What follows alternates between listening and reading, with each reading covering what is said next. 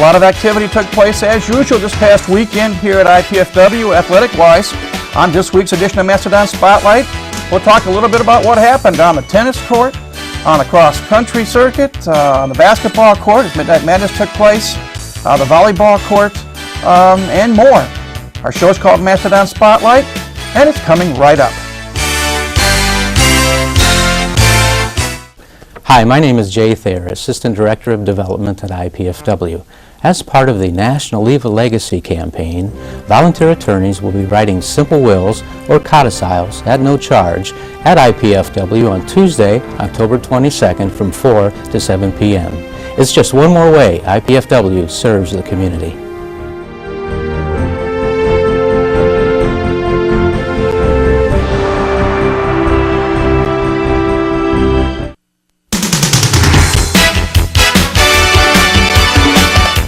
Hi again, everybody. I'm Mike Maz. Welcome to another edition of Mastodon Spotlight. Well, as I said a moment ago, a lot of things happening. It seems that always a lot of things happening athletic-wise here at IPFW every weekend. And we're going to talk to you a little bit about what went on. We're going to start first last Friday night. Midnight Madness took place at the bewitching hour of midnight.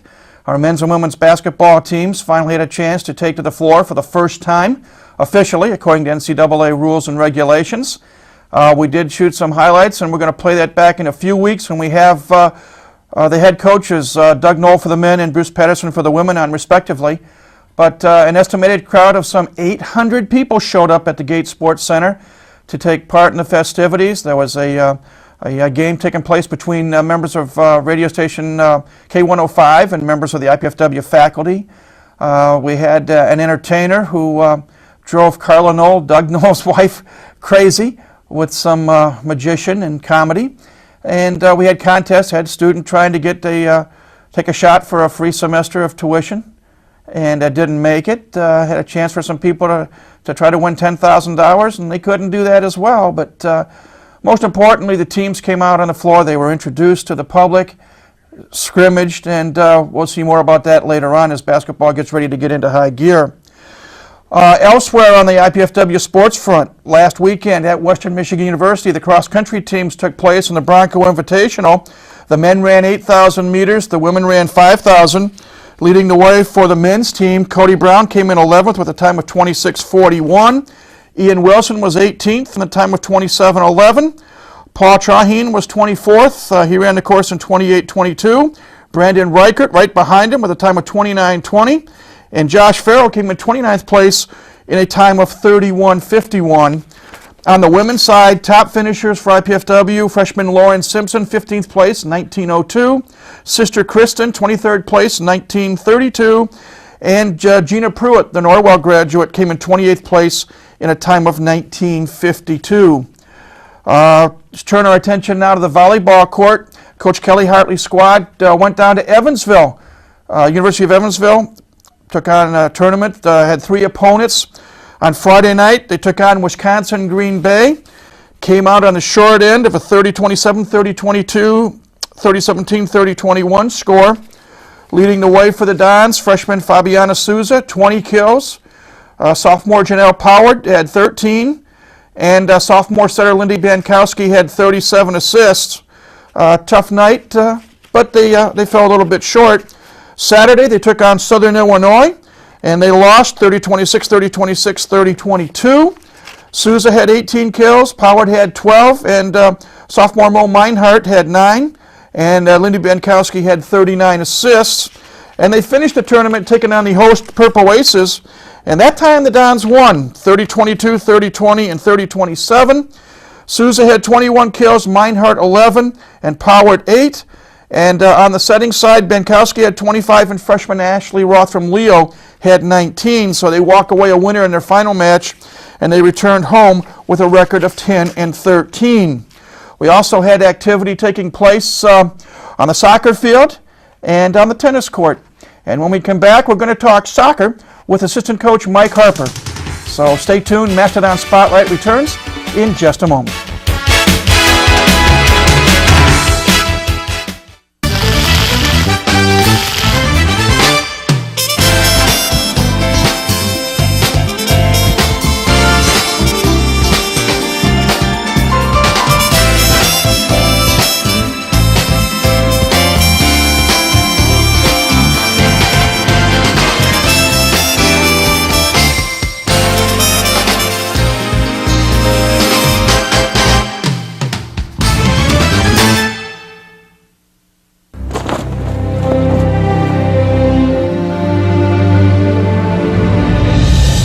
came from every corner of the country. From small towns and big cities. But they all shared one thing in common. They belonged to a family called Marines.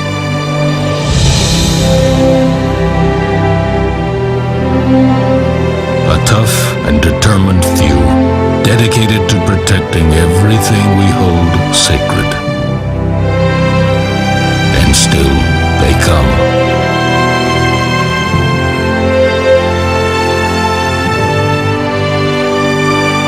Celebrate the 225-year history of those proud few who have earned the title Marine.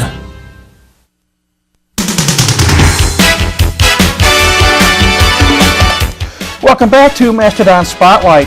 For the next couple of segments of this week's program, we're going to be talking soccer, men's soccer and women's soccer. And we're happy to have with us what some people technically think is the assistant coach for both men's and women's soccer. I happen to think he's a co-coach in a lot of ways. But we're happy to have back Mike Harper. Welcome back. Thank you. As we mentioned briefly before we came in to start taping this, it's been a busy season, but it's been a busy week, because we're going to be talking about 6 matches that were played, 2 by the women, 4 by the men. But a quick look back, this season has been interesting to say the least, on both sides, men and women. Yes, our records really haven't shown our level of competition. Every game we've been in, we've played some great teams. I think the men have played 3, possibly 4 NCAA teams that will be in the tournament this year. And we've had a lot of close matches where we've lost by 1, a couple overtimes. And the women have been fighting as well, and I'm sure we'll get into that. We've had a lot of injuries and whatnot with the women, so they've been doing real well too. I know when we had Terry on a few weeks ago, it's one of the things he commented at the time that we were talking. You had 5 gals out for various injuries, and that number has increased now. Yeah, the minute we get 1 back, it seems like we lose 2. We played Butler yesterday, and I believe we may have lost 2 more, one with a real bad sprain, and the other one's getting looked at today. So hopefully, we're hoping the best, but it doesn't look good right now. Do you think we ought to sue Dan Fox and his staff because they're not being kept in one piece, or should we give kudos to them for trying to keep them in one piece? Those guys are doing a great job. They're getting them back quick, and they're keeping them healthy as much as they can. The schedule is tough for the women. They played a lot of games in a short amount of time, and we didn't have a lot of women to start out with, so that's where we're running into problems. Well, let's talk women first. And we're going to review a couple of matches that were played last week. And the first one was on October the 8th when you got on the bus and you made a little trip up north to Michigan State University. Mm-hmm. And you were taking on the Spartans, a team that defeated you last year here 7-0. So granted they're from the Big Ten, but still anytime you lose to a team, you want to get back at them the next chance you get. Didn't quite turn out like we'd like, but 4-0 is better than 7-0, at least in my eyes to some degree. Let's talk about that match. Yeah, we went up there. It was quite interesting. We took the field, and we had, I think we dressed maybe 14 players, maybe 15. And we were out there just looking around, beautiful campus, beautiful field, and then in comes an army of about 35, 40 players from Michigan State, and our girls were just eyes wide open, going, "Oh boy, here comes trouble." We end up holding them 1-0 the whole first half. With 1 second left in the first half, they scored on a breakaway, and we believe the guy up there doing the clock kind of slowed it down a little bit, it seemed, but it was only 2-0, and then they scored 2 quick ones, and then we held them again. So they fought real hard. Michigan State's a good team. In that particular game, and I'm looking at some of the numbers, Michigan State outshot us 27-7, and corner kicks were 7-1. Obviously, 4-0, 27 shots total, not all of them on goal, obviously, but Rachel Poor, I thought, she's played well all season. Yeah, she's doing real well, and she's learning a lot as she goes. She's playing girls that she hasn't seen before. She's taking great shots. I believe she's 3 out of 4 for penalty kicks this year, which is incredible. She's young, but she is learning quickly, and she's doing a great job, and I think the girls are earning their respect. So, how tough is it to play the field a team? And let's talk a little bit about the morale of this team. they're going up, and perhaps maybe you can tell me, because you played here for a number of years, when you go up against a team that's a national figure in the sense that Michigan State is a Big Ten team, known nationally, maybe not as successful as some of the other teams that are always seeming to be in the NCAA tournament, but still a prestigious school. And this team, you and Terry and the training staff are putting it together by Band-Aids right now due to the injuries. But what was the thought process going up on that trip? You knew that you were going to have a tough time. You knew that they beat you last year 7-0. What was the mindset that you and Terry were trying to instill on them on the way up? And even though the final score was 4-0, did you accomplish at least one of your goals in being competitive? Yes, definitely we played competitive. Like I said, we held them the whole first half, and it was one of those games where Terry was doing a great job. He was even complimented by the referee after the game by saying, "I don't know how you do it. You're just staying positive the whole game, even when you're down 3-4-0. And Terry's whole motto with it was, "Girls, you have nothing to lose. You're playing Michigan State. Everybody expects you to get pounded. Your back's against the wall. We don't have the numbers." And they fought. They fought hard, and even the Michigan State coach called us and said, "Your girls fought hard," and they played real hard. So it was a moral victory in one way. Well, that was last week, and then Monday. It was a tough day, and we'll talk about it both now and a little bit later, because both the men and women's team played. Went down to Indianapolis, took on the Butler Bulldogs. And to say this was a tough go, to lose 1-0 in overtime, and I can say it because I'm the host, from what I hear is a controversial call. Let's talk about that match a little bit. That was another game where we went into where we were expected to get killed. Butler's a solid team. We actually watched them play before one of our men's games up in Detroit, and Terry and I were wondering how we were going to get through this game, and we expected to get just slaughtered. It was a real strong team. They got some real dangerous girls, and again, we were missing a couple of our girls. Lindsey Williamson, a forward, she was out. Sarah DeZarma, her foot was out, one of our defenders, so we had to piecemeal this together, and believe it or not, we held them. And the other Butler got so frustrated they took the starters out in the second half. So we frustrated them, kept them in the game the whole time, and they fought. I don't even think we subbed in the second half. We didn't have anybody to put in. Fought and took it all the way down the wire. Again, something similar. Shots, 17-5 you're outshot. Corner kicks, and again, I want to go into this a little bit later in terms of the strategy of a game, but I know Terry and I briefly talked about this on one of our previous shows. The corner kick, the outcome of the game can be decided on a corner kick. And Butler had 7 corner kicks to our 1. Again, Rachel played well, but let's get into the meat of this. Talk about this controversial call, which resulted in the game-winning goal being scored. Well, it's always going to be controversial in the coach's eyes, but even their coach agreed with us afterwards that it was an offsides call. What had happened was a girl crossed it. One of their players, I don't remember what number she was, but was standing about 3 yards in front of our goal, all alone, offsides. She collected it, trapped it, shot it in. Our players had even stopped because it was black and white offsides, and the ref did not call it. I mean, that's about all there was. There's nothing we could do about it. For the benefit of some of our viewers who don't really know all the nuances of soccer, describe what an offside actually is. An offsides is when their offensive player is behind our last defender.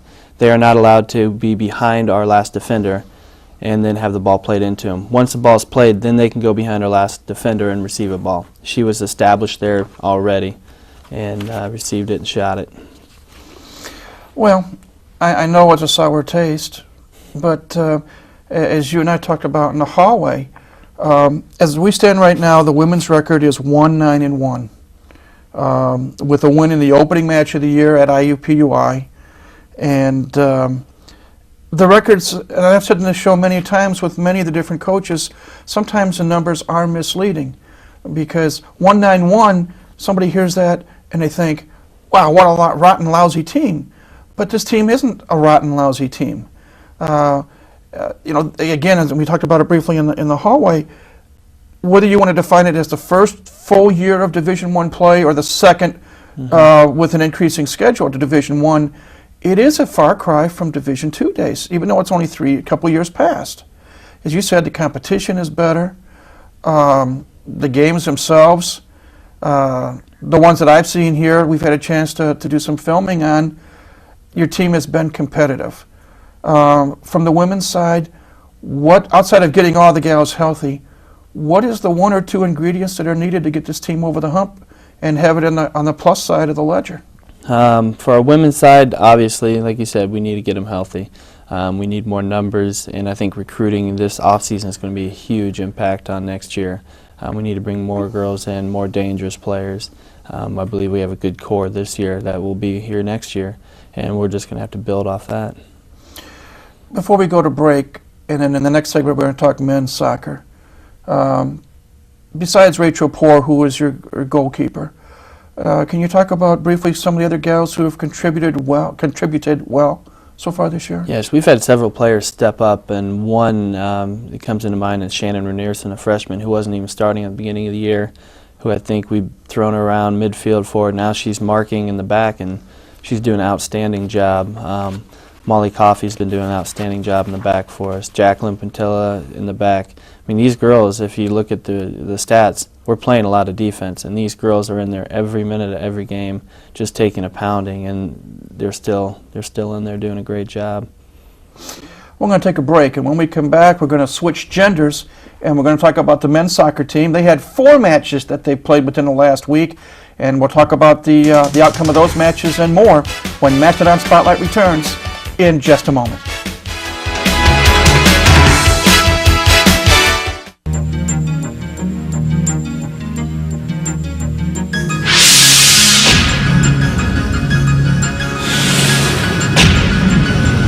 Hi, I'm Amanda Tapping. On Stargate SG-1, my character discovered that the Stargate could be used as a key to unlock an endless variety of adventures. Your key for endless adventure is a good education. Don't limit your options. Stay in school.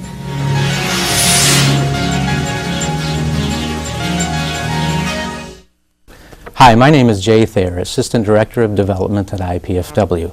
As part of the National Leave a Legacy campaign, volunteer attorneys will be writing simple wills or codicils at no charge at IPFW on Tuesday, October 22nd from 4 to 7 p.m. It's just one more way IPFW serves the community.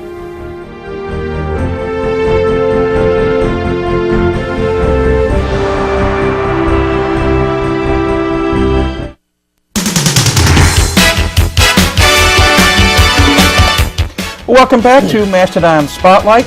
Our topic this half of the program this week is soccer, men's and women's. We have as our guest the assistant coach for soccer here at IPFW, Mike Harper. And Mike, we've talked the last segment about the women's soccer team and the gutty performances that they're turning out in spite of a lot of injuries. Let's, as John said, doesn't want to see me switch genders, but I'm switching genders in a manner of speaking, John. We're going to talk now men's soccer.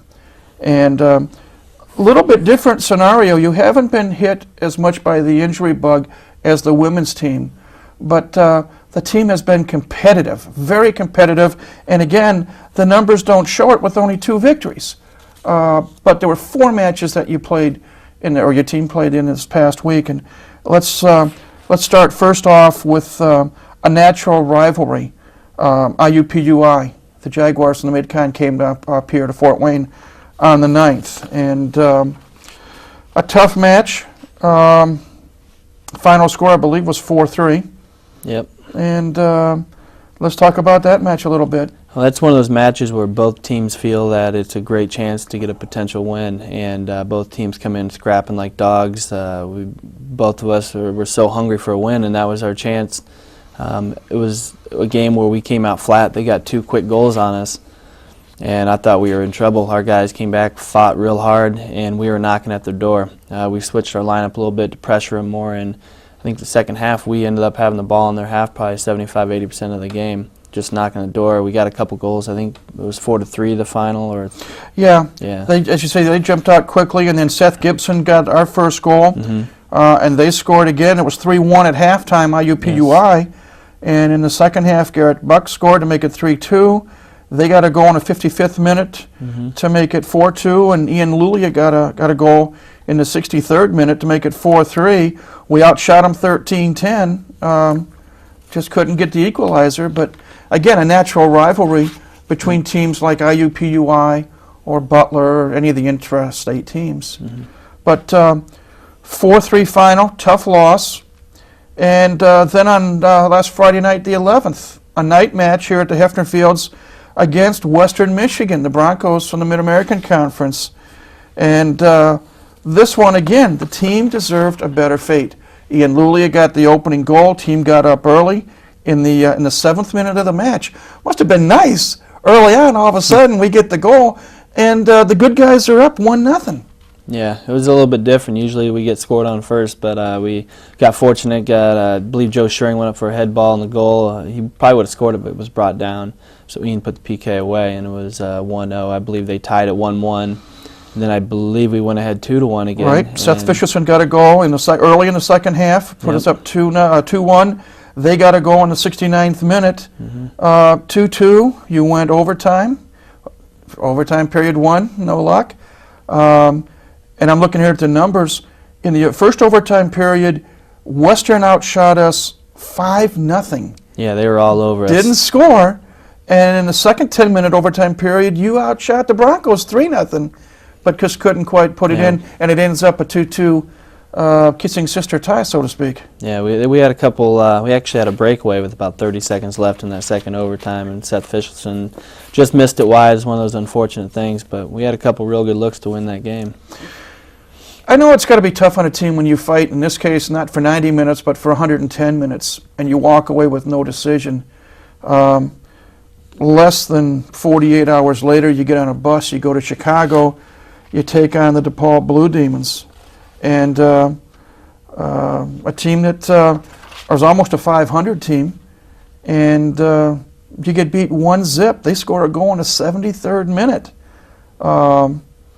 Briefly talk about that match. That was, a lot of the guys didn't even call it a soccer match. It was, they have a field up there that doesn't fit well with us, I should say. It's a baseball field on the outside. It's real crown, narrow, short. And it was a grudge match. It was just the toughest man won, and they end up squeaking one in, like you said, in the 73rd minute. And our guys fought all the way. We've had a couple good looks, but it was just one of those games where it was just a battle, a brute battle. They outshot us 10-3, out corner kicked us 7-0. Let's stop for a minute, because I said in a previous segment I wanted to talk about the strategies of the game. You being a former player and a coach, obviously you got a number of different ways you can go about setting up your formation. But let's talk first of all, the formation.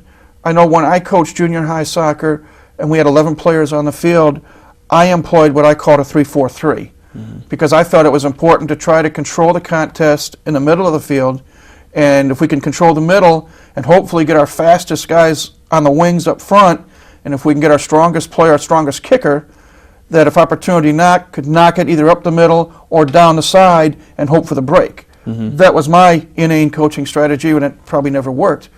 But you have different options. You can play 4-back, you can play 4-up, or whatever. Talk about what the strategies that you and Terry use. We don't really have a lot of speed in back, so we usually go with 4. We go with the sweeper. We usually go with a 4-4-2. And when we have 2 up front, we don't generate a lot of offense, but we're defensively sound. We don't like to give up goals. We want to build everything from the back and carry it up.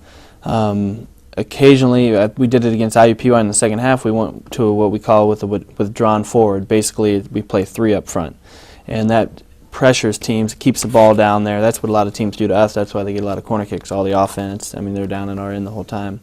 So occasionally we go to Ian Luya and tell him to push up, gives us more offense. But then at the same time, we're giving up a lot of counters, and we gave up a couple counter goals in the past couple games.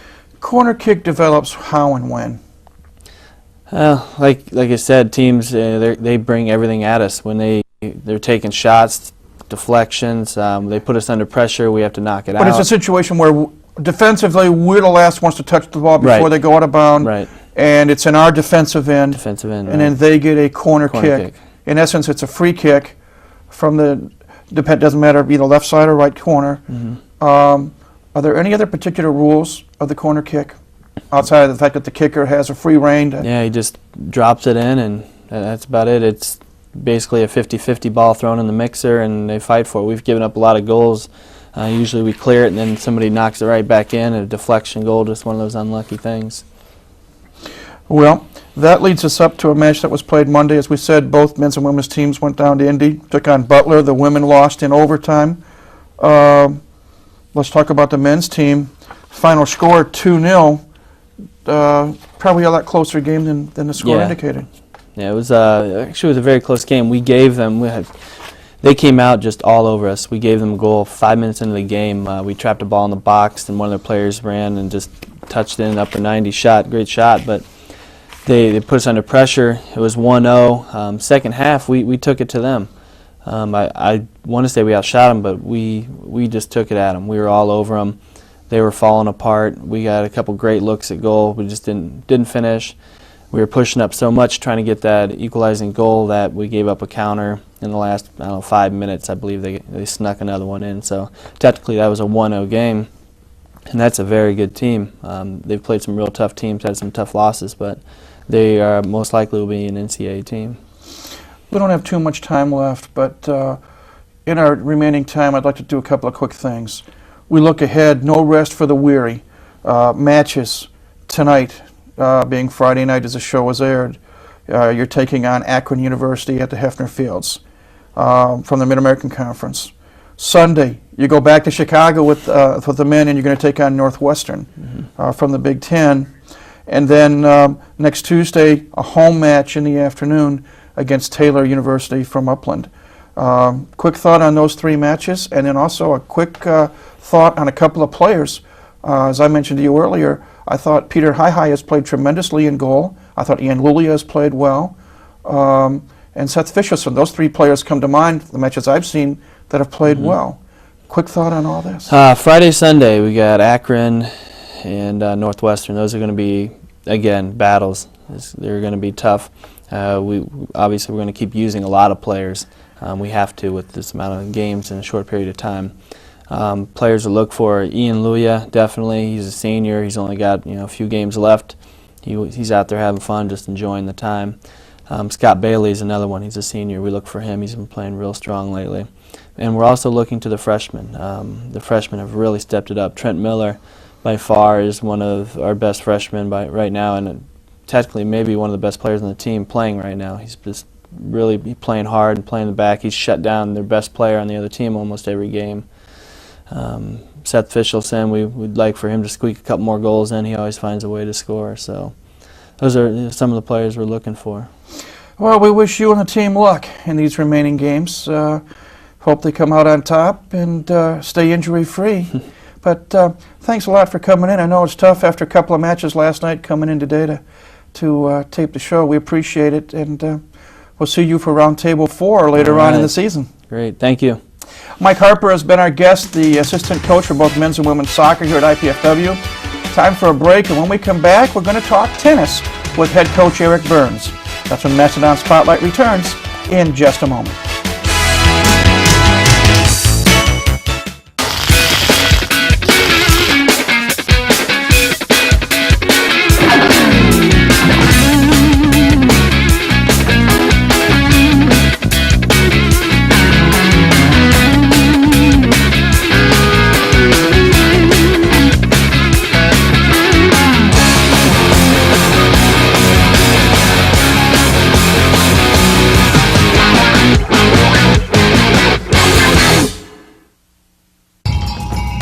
Today's teenagers, the way people talk, you'd think they can't do anything right. It's just not so. We get to know over 300,000 kids a year, smart kids who know what they want. They believe in themselves, and they believe in America. Some go straight to college. Others choose to learn leadership, discipline, courage, and commitment first with us. Today's military, making a stronger America, one good kid at a time. A new century is coming, and with it, 1,000 questions. Will your family ever be in harm's way? Will a small town in Texas be hit with a hurricane? Will your daughter ever need a new kind of blood treatment? We have no crystal ball for the world that awaits. Just one promise. We'll be there.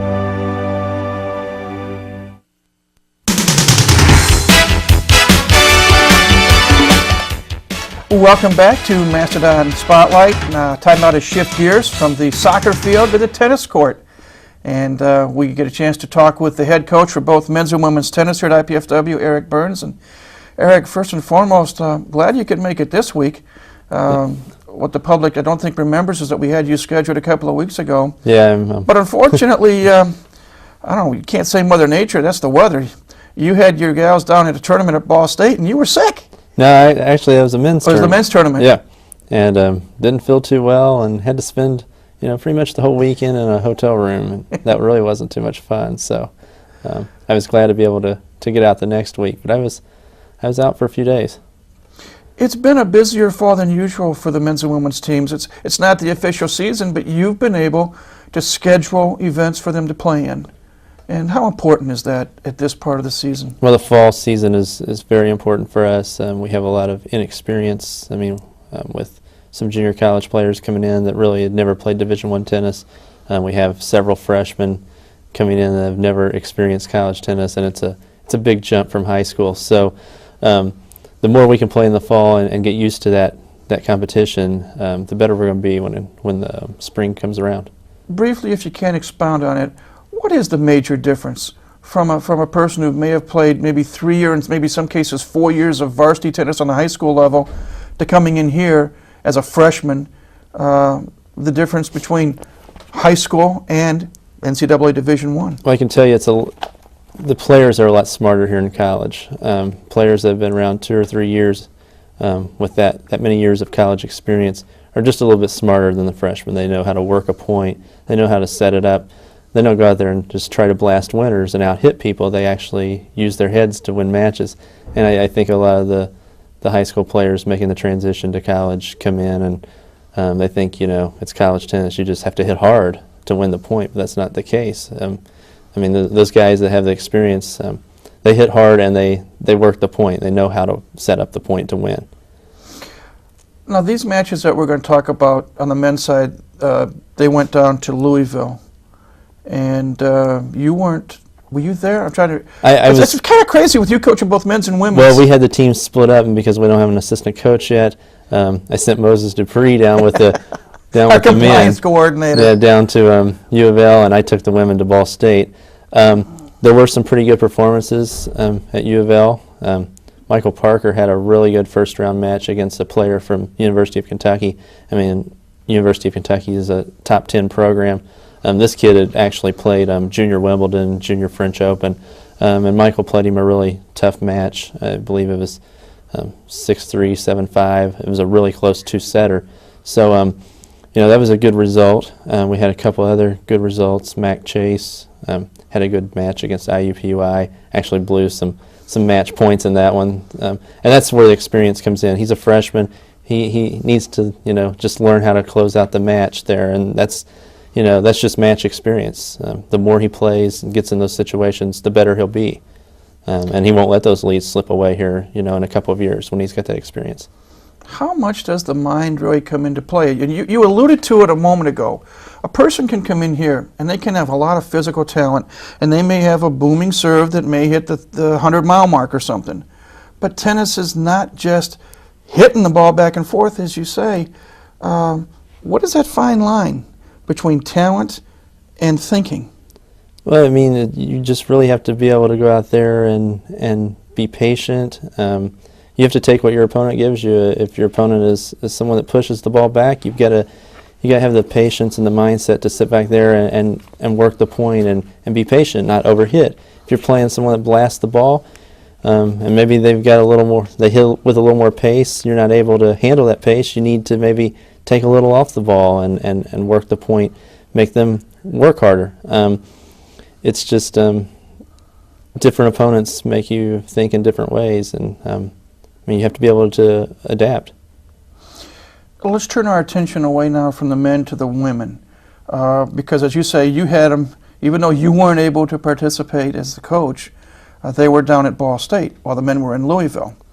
And Well, actually, I was at Ball State with the maybe women. I'm just getting my matches mixed up. You being sick messed up everything. Well, we were at Ball State 2 weeks back to back. Okay. Once with the men, which I was out, and then the And next the week. women, you were there. Yes. Okay. And the men were at Louisville that weekend. Okay, let's briefly talk about that. And then there were a couple of other matches that you've been able to play since then.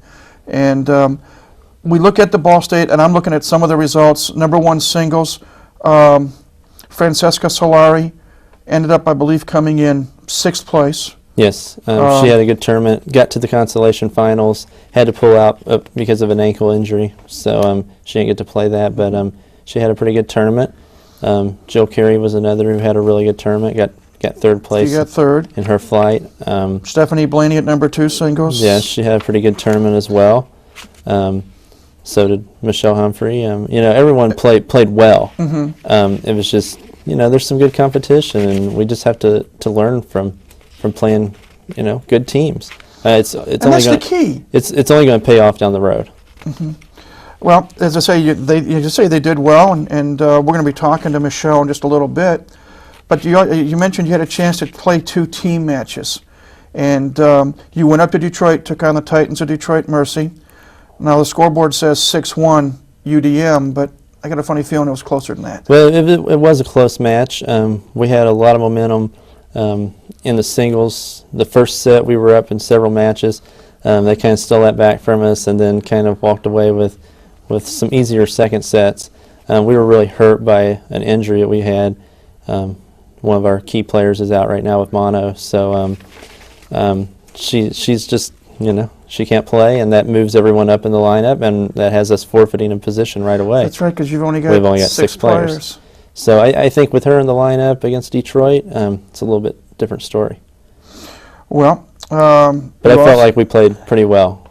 We rose to the occasion, and thought we played a good match. you also had a chance, as you told me before we started airing this, to play a home night match. I know from a personal standpoint, I've only dabbled at tennis most of my life, but one of the things my family and I have enjoyed on occasion is to get out in the evening and find a tennis court with lights. For some reason, hitting the ball at night is kind of fun. Yeah, it's a good time, and I grew up playing that way. My parents used to get me out of bed at 11 or 12 o'clock. We'd drive 30 minutes to go play at a park with one court with lights, and I just always liked playing at night, and I thought it'd be kind of fun to have a match at night, and it just worked out to where Oakland could come down and play. That was another really well-played match by the girls. We were short-handed in that match as well, but to walk away with the win there, I thought that showed a great effort. And looking at some of the results, Francesca won at number 1 singles, 6-3, 6-3. Michelle won at 3 singles, 6-3, 6-3. Joe Carey at 6 singles, 6-love, 6-1. And I know you won a doubles match. I think it was another singles. I'm missing the... Oh, I'm sorry. That's a match against Franklin. Boy, we're screwing this up royally, but that's what I get for looking at papers. You beat Franklin prior to that. Yeah, 4-3. And Oakland, let's see who won here real quick. Bail me out, Eric. In the Oakland match, we won at 1 doubles and 2 doubles to get the doubles point, and then we came back at 3 singles and 1 easily. Also won at 4, and then it came down to Michelle's match at 5. She pulled out that match for us and got that 4th point, and it was just a really good effort. It doesn't hurt to get a team victory, especially like you say, in light of the fact that you had the injury situation. Who's the person that's out right now? It's Beth Miller. That's Beth. Yes, our freshman, and she really wants to be out there, and that's tough to have to watch her, not get to play, but it's probably the best thing for her. She needs to get over her illness. Coming up this weekend, you've got a couple of matches. Saturday, both men and women are going to take on Xavier University Saturday and Cleveland State Sunday. Home matches. Folks, come on out if you can. 1 o'clock starts, I believe, both days. So if you got nothing else to do, come out and see this team in action here at IPFW. What can you tell us about those 2 schools? Well, we're just really excited to have both coming in to play home matches. We don't get home matches too often, especially a team of Xavier's caliber. They'll bring in 2 great teams. We'll have to really play our best tennis to hang in there with them. On Sunday, the Cleveland State match is actually against a friend of mine who actually kind of got me into coaching. We worked together at IU's tennis camp, He just got the head coaching job there at Cleveland State. He was a coach at Michigan State for a year. And, I'm looking forward to that, squaring off against a friend. And he'll bring his team in. They'll be well prepared and ready to play as well. So we're going to have to be ready this weekend. Do you do anything different? Granted, these matches don't count in terms of the prime season, especially with you guys now being in the MAC. I mean, they actually do count toward our record. Okay. These matches in the fall. The individual results really, they don't count for anything. The tournaments, but the dual meets still do count. The question that I was leading up to is, how much tinkering do you do? Do you move a player up or down just to see what they might do at a different level? Yeah, I'm doing that a little right now. Well, we had to do it on the men's side because we had an injury there. So I'm tinkering around with that lineup a little. And on the women's side, we've got a player out, so I'm using that as an opportunity to see some different combinations, maybe in the doubles and some different people at different positions in singles. The team is so even. The women's team is so even. I can pretty well move anyone just about anywhere. And how do you determine who plays where? Is well, it more as a playoff? Get them on the court and say, here we go? We do some challenge matches, but at the same time, I kind of look at their game and just kind of decide how they would stack up against someone, say at maybe 3 singles versus if they played 5 singles. It's just different aspects. Well, we wish you well. We hope that your players recover from the various ailments, injuries, what have you. And we wish you luck this weekend. Real quickly, any other matches after this weekend in the fall session? No, this weekend will be it. So this will wrap it up. So again, folks, get out here tomorrow and Sunday, 1 o'clock. You want to see the men's and women's tennis teams in action. Eric, thanks much. Glad you're somewhat healthy again. Thanks for having me again. And we will see you later down the road. Time for a break. When we come back, we're going to talk with junior Michelle Humphrey, who somehow got lost. She's from the United Kingdom and ended up over here in Indiana. We're going to find out how that came about and talk a little more about her and how she likes tennis and how she likes IPFW. But that'll take place when Mastodon Spotlight returns in just a moment.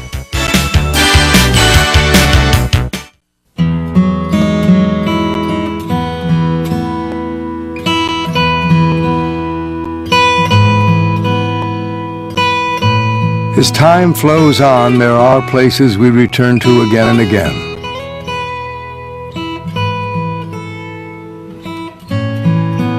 Places that comfort us with their serenity.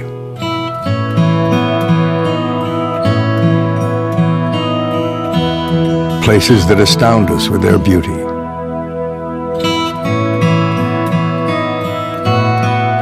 Places where our memories come to life. Precious places, timeless places, places that with your help can endure forever. I'm Paul Newman. Help the Nature Conservancy save the last great places around the world. I was a liberal arts major in college. I didn't speak a second language. What could I? What could I offer the Peace Corps? The answer surprised me. I served in South Africa teaching HIV/AIDS awareness. Working with my students in Nicaragua was a great experience. We taught each other a lot about our countries and cultures. This is the Peace Corps today. Redefine your world. Join the Peace Corps. Apply now at peacecorps.gov.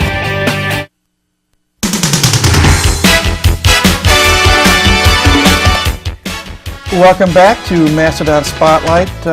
I've said this many a time, but I mean it every time I say it.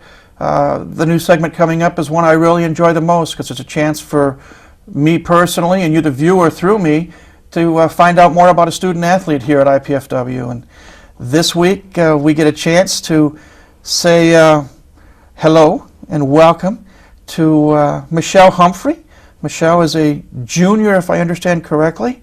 Yes, that's correct. But the unique thing about Michelle is that she made a wrong turn some way. She is from the United Kingdom. Whereabouts are you from? I'm just from a little town just north of London.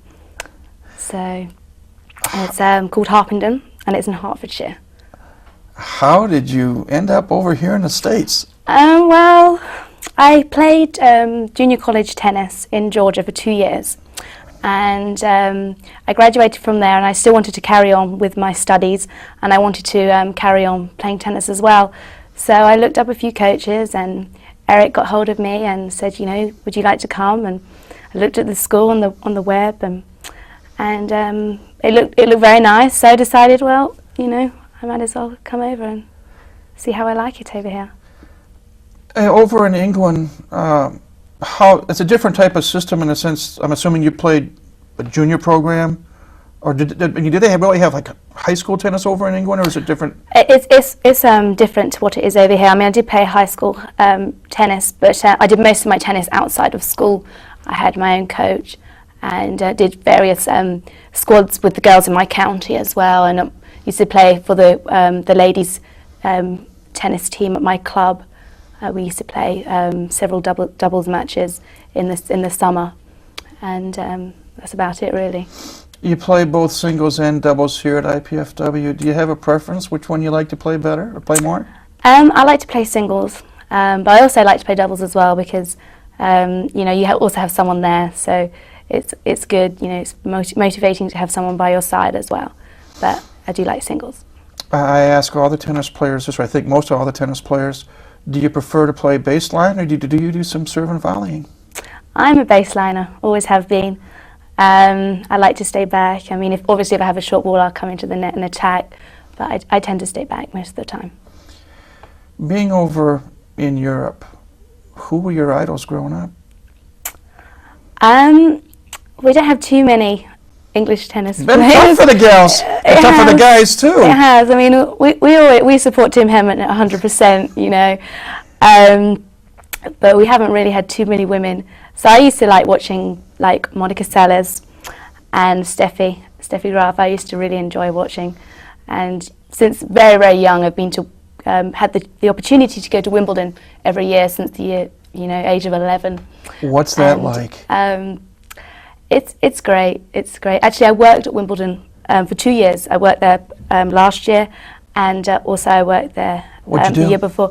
I was actually in the professional area, just making sort of sandwiches, sitting on the till, you know, watching the players come in. Got to see lots of tennis.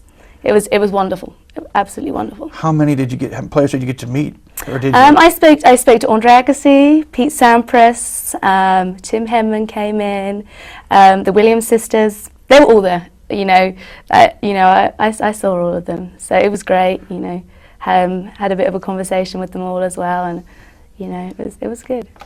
I'm going to date myself. I think the last Wimbledon women's champion from England was Virginia Wade. That's a long time ago. It is a long time ago. Yes. Yeah, we are sort of lacking in that department, but you know, hopefully someday, you know, we'll get there. Well, let's come back over to this side of the pond. You made the move from Georgia. Yes. Up here. Guess what? I'm not sure in England how much snow you get, but you're going to see some snow here in Indiana. Yeah, I'm looking forward to that. I'm looking forward to seeing some snow. It's getting cold, but it's also getting colder in England. So, you know, I'm not, you know, afraid of the cold too much. But, you know. What is your field of study here? Psychology. So eventually, I want to get into sports psychology, I think. As the coach said earlier, psychology plays a big role in the tennis matches. It certainly does. How have you been able to apply your trade so far on the tennis court this fall? Well, it's harder to do that. You know, try and keep focused and motivated in what you're doing. But talk about the matches that you've had a chance to play in this fall. Some of the good, the bad, and the ugly. Yes, we've had some tough matches. We played at Ball State, and there was some very, very good competition there. I think with a bit more experience, you know, for next semester we're gonna do well against these really well against these teams, hopefully. Some of your teammates are actually, I believe, true blue freshmen or sophomores. You said that you had a chance to play junior college tennis, so you've got some additional experience that they may not have. How are you able to help them in getting ready for some of these matches? Yeah, we try and get motivated all together, you know, just encourage them, you know, just go out there and play, not to worry too much, you know, sometimes they worry a bit, you know, especially the freshmen worry. But, you know, just get out there, do your best, play hard, and, you know, hopefully the results will come in. post-graduation, hopefully you've got this year and next year that you'll be eligible to play? Yes, Am I that's correct? Yes. So you got 2 years, and hopefully you can do a lot of good things in that 2-year stretch. But once you graduate, do you anticipate going back over to England, or are you going to stay here in the States, or any thoughts on that yet? I want to do a master's in sports psychology, but I'm not sure whether I do it over here or I'll go home. Eventually I will go home, I'm sure. Sure. I'm sure. We can't persuade you to stay over on this side of the pond? No, I like my mum's cooking too much, I think. Bring her over. No, I think I'll probably go home eventually. But, you know, I'm enjoying my time at the moment in the States, having a great time here, so. What can you tell some other, believe it or not, some people do watch this show. And for those who might be of interest of coming on to playing collegiate tennis, what words of advice can you give to someone who's thinking of maybe not just necessarily coming to IPFW, but playing college tennis? What words of wisdom can you give to those people? Get out there, practice hard, you know, keep your spirits up, you know, make sure you get your studying done as well, and just have a good time, really. One quick follow-up to that. How are you able to jockey studying and homework in the classroom with practice and actual meet participation? I tend to, in my free time, go down to the library and try and study as much as I can at the library. I think it's a good environment down there. You know, there's not too many distractions, whereas at home there's more distractions. It's been enjoyable. I love the accent. Thank you. I wish you well in your endeavors, and hopefully we'll see some highlights as we go along, especially in the spring season. But thanks for coming on the program, and good luck here at IPFW, both in the classroom and on the tennis court. And one other quick question. Favorite food over here in the States? Favorite American food and favorite English food? Favorite American food? Gosh, I don't know. I like steak over here.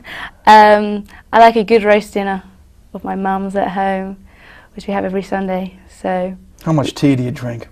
Do you know what? I only have 4 tea bags left, so hopefully I'm getting some more sent over. So you don't like American tea? No, I don't. I don't like American tea at all. So no, it gets sent over. So I'm waiting on that package to arrive. I don't know why food and drinks came up in my mind, but I'm crazy, as you're finding out. But again, thanks a lot. Thanks a lot for coming this week, and good luck, and we hope to see you down the road. Thank you. Michelle Humphrey has been our guest, a junior transfer from both Georgia and England. And we're happy to have her with us this week on the show.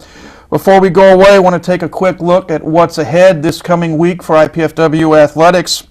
As we spoke about earlier with Mike Harper and the soccer team, the men's team is doing battle as we speak at the Hefner Fields against the Zips of Akron University.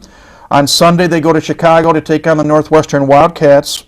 And then next Tuesday, they have a home match at 4 o'clock at the Hefner Fields against the Trojans of Taylor University at Upland. So get a chance next week, come out and see them. Women's soccer team, next week, they're going to hit the road again. They're going to go up into Detroit and take on the Titans of the University of Detroit Mercy. And men's tennis, as we said, men's and women's tennis team tomorrow and Sunday. Tomorrow, home matches against Xavier University starting at 1 o'clock. And on Sunday, Cleveland State provides the opposition, again, a 1 o'clock start. So here's a great chance. It's your only chance until next spring to see our tennis teams live and in person here on campus. So come on out and support the IPFW tennis team.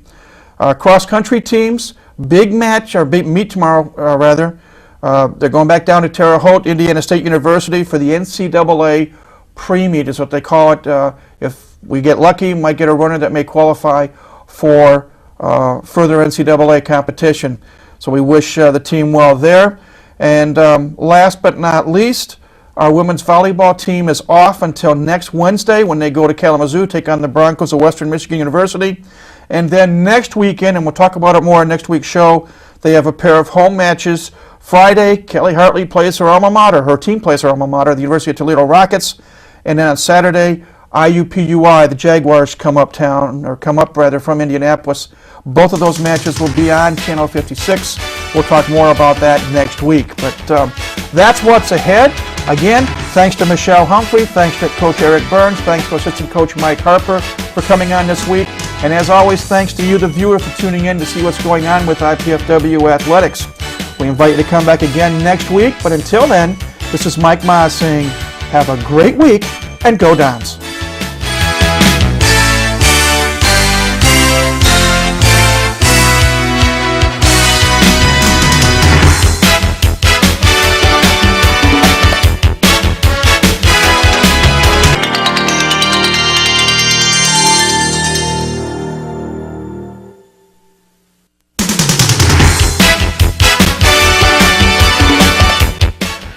Voice permitting, we're going to talk a lot of sports this week on Mastodon Spotlight.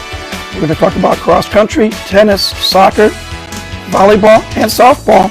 We hope to have Coach Kelly Hartley and Coach Keith Fisher on the program as well. Our show is Mastodon Spotlight. Voice permitting, it's coming up next.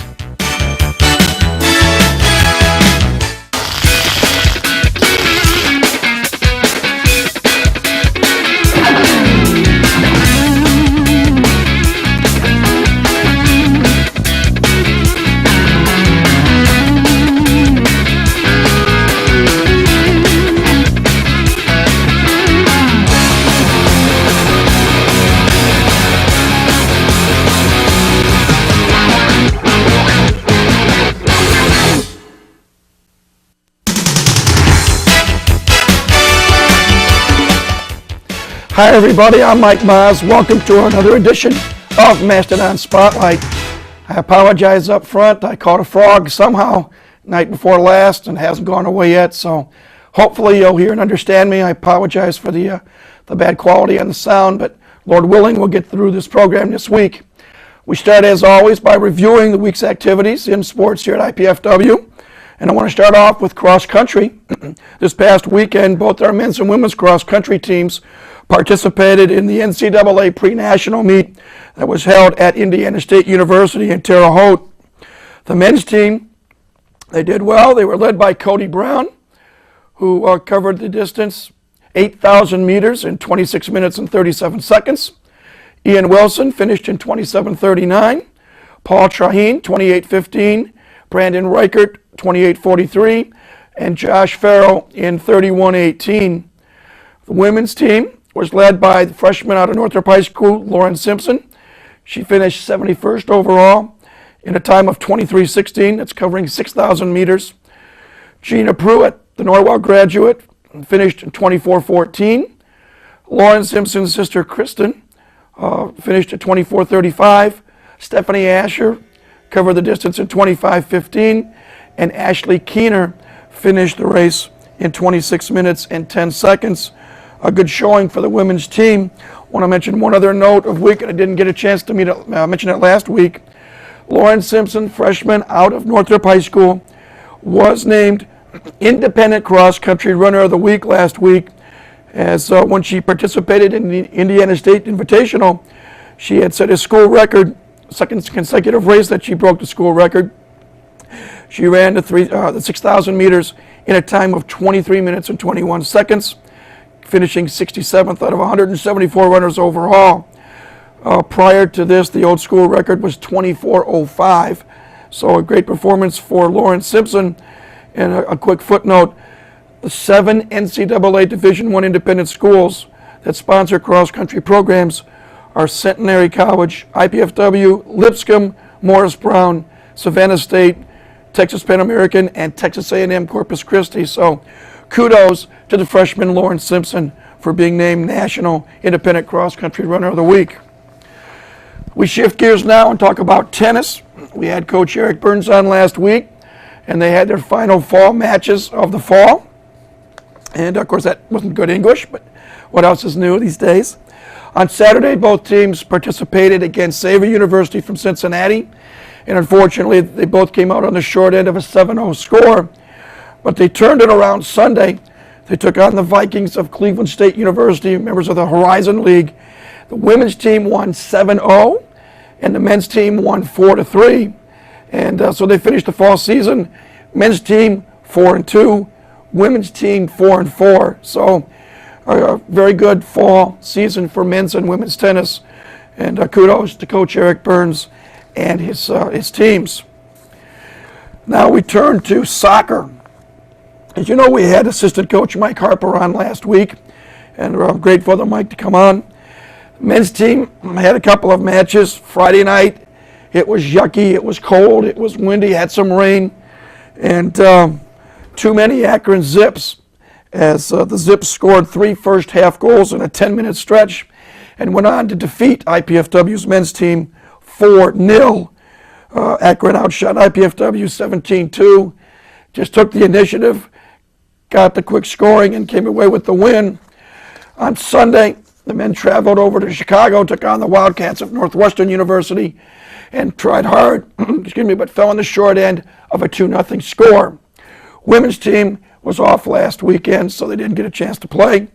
And we finish out our review by noting that the women's volleyball team has been off for about 10 or 11 days. They didn't play as well. But we're going to talk women's volleyball when we come back, as we have, my voice is almost gone now, but we're going to have Kelly Hartley with us. And that's when Mastodon Spotlight returns in just a moment.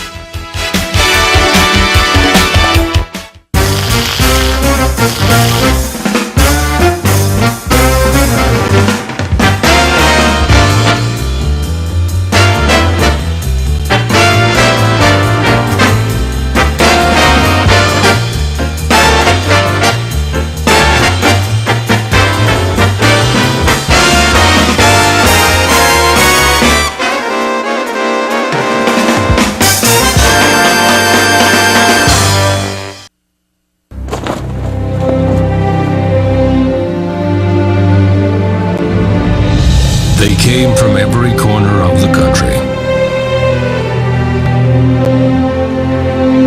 From small towns and big cities. But they all shared one thing in common. They belonged to a family called Marines.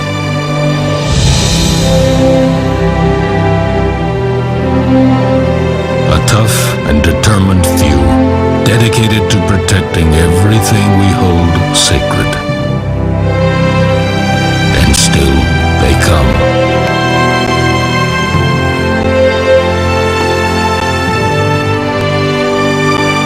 Celebrate the 225-year history of those proud few who have earned the title Marine.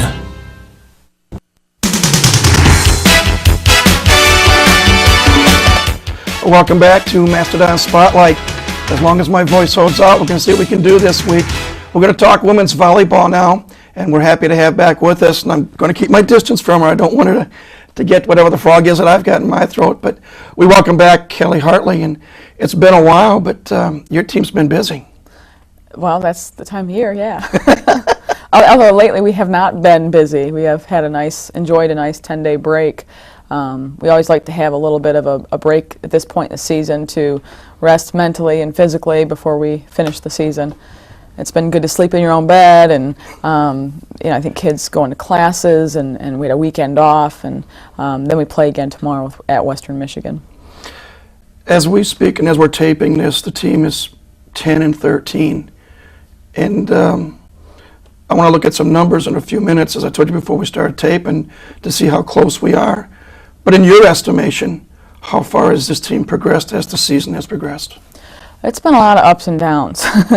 I think after this break and how we finish in the last, I think 3.5 weeks of season we have left, obviously will be telling. But we looked very different night to night and even game to game in stretches of 5 points.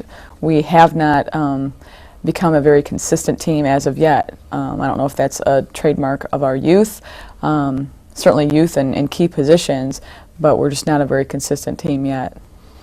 Well, we'll look about what kind of remedy you can pull off for these final matches a little bit later, but I want to go back since the last time we were together, and I'm trying to think of what date that was, but you played a bit. I know, in fact, I think the last time you were getting ready to go out to San Francisco, and we might have been on one since then. But the weekend tournament style, are you happy with that? Or is that basically all we can get, the fact that we're an independent right now? You mean happy with that type of scheduling? Yeah. No, I'm not really happy with that. I mean, it's good early to play a lot, I think, and get your team ready for, if you're in a conference, you're getting hopefully a lot of people playing time, because when you play 3 and like we did 4 matches in a weekend, you're going to need some fresh legs in there. But playing a tournament like we did at Evansville at this point of the season is somewhat unusual. When people are tired, or maybe you have some aches and pains, and expecting people to play 2 matches in one day is really challenging. Let's go back just a touch. Just prior to going to Evansville, back on the 27th of September, it was a Friday, here at the Gates Center. You took on Oakland University. Second time this year you played them. Second time you beat them. And I know we played some highlights a couple of weeks back from that match where at one point things just seemed to click. I think the one game it was like 18, 19, 14, and then we went on a run, ended up winning the game. I think it was 30-14 or 30-15. That's the good side of the coin. You beat Oakland, then you beat Chicago State on the road from the Mid-Con. Then you came back here in a match that was on Channel 56. Tough match. You lost to Kent State from the MAC. Lost in 4. You went down to Muncie, took on Ball State, and that was a tough match. You took it to 5. A lot of people didn't think you probably could take it to 5, but you did. And even though you came out in the short end, I thought it was a pretty good match. And then you went to the Evansville tournament, and though you lost to Wisconsin, Green Bay, and Southern Illinois, they were very close games. 2 of them were 30-26, and you finished it off by defeating Evansville in 3. So, yes, a little bit up and down, but... Very up and down, and I don't remember what you said there, but it's a characteristic. I mean, there's a lot you put in there, but... well, I guess the key point I was trying to get is that you've had some ups, and there are times they gelled, and you're still playing some good competition. Mm-hmm. Even though you're not beating all the teams, you're still playing some good competition. Well, and we are a streaky team. We look real good for, like I said, a stretch of 5 points, but then it can go bad very, very quickly. And then, that bad streak can last a long time, too. So, yeah, against Ball State, that was a great match. I think it was a really good defensive effort. Sarah Leffers, our junior, who's playing libero mostly for us, Nicole Reyes stepped into that position a little bit lately, but she broke a school record with 33 digs in that match. Our team had something like 92 or 93 digs in that match, and Ball State had over 100 digs. It was a defensive war down at Muncie that night. Good match. Before I start looking at some numbers, you brought in a video that you want to show us from the Evansville tournament. And John, whenever you want to play it. Well, it's not great quality. There's a crossbar in the way, and there's some little, but it just, on the road, it was nice to see Mo. We did some different things against Evansville. We ran a 6-2, so never say never there. Both setters got in. We ran a 6-2. Mo Meinhardt, we moved her back to the middle of that match after Kirsta Solberg to start the weekend turned her ankle. And that's obviously a big hole in our lineup if she's not in it. But then she's played opposite then when we ran the 6-2 against Evansville. But Mo had a really great tournament and was all tournament team. She needed that confidence, I think, at this point in the season. And she just had a really good tournament. We've got, I think, her putting the ball away for us a couple times, maybe on an overpass, a couple long series ending it. So that's why I brought that tape. But it's not great quality or anything. It's something we just, you set up and let the baby run. It's not Channel 56 quality. John would like that. Bernie would like to hear that. But again, you finish on a high note. You beat the host school. You take them out in 3. And make the bus ride home easier. Yeah, it sure did. Easier and more comfortable. It's a long bus ride home, and I think they'd only won like 2 or 3 matches up at that point. But that is the best 2 in whatever team I'd ever seen. They're not a bad team. They're in a good conference, Missouri Valley, and Southern Illinois. I think they went 4 with Southern Illinois the night before, and that was a very good team from their conference. They played their conference match that Friday night to start that tournament. So it's a good tournament, but. We wish we could have pulled out maybe 2 of those. And we see Green Bay, who we lost to Friday night. We see them again in a few weeks here. Green Bay is a big team, very big.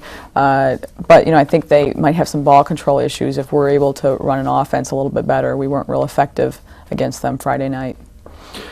let's take a couple of minutes if we can, and I wanted to throw some numbers out to show you where we stand.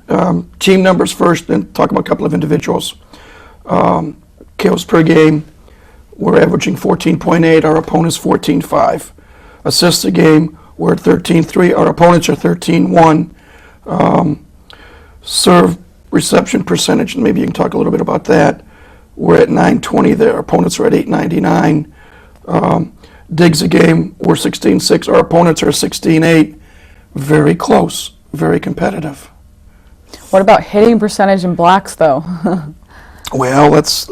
I didn't want to bring those numbers up. Well, I think that I think maybe we ought to. We've been outblocked total blocks 207 to 126.5. Block errors 62 for us, 51 for our opponents. What any main reason? And then why? hitting percentage. Did you say hitting percentage already? I'm looking. Oh, I didn't want to. 186 for us, 221 for the opponents. Yeah. And then you talked earlier about those numbers being so close, and we're right there. Well, we need to block we need to terminate the ball, keep the ball in play, make fewer hitting errors. That hitting percentage, if you're hitting, I think it's 18%. That's really not very good as a team. And maybe we're lucky to have 10 wins with that type of efficiency.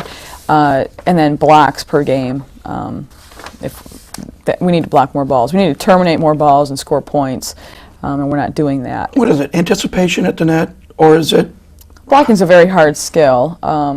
Size would help, but you don't have to be a big person to be an effective blocker.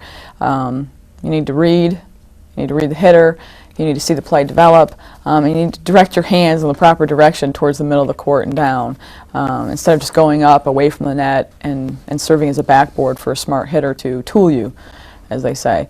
And our kids, we're young, we're still learning those skills.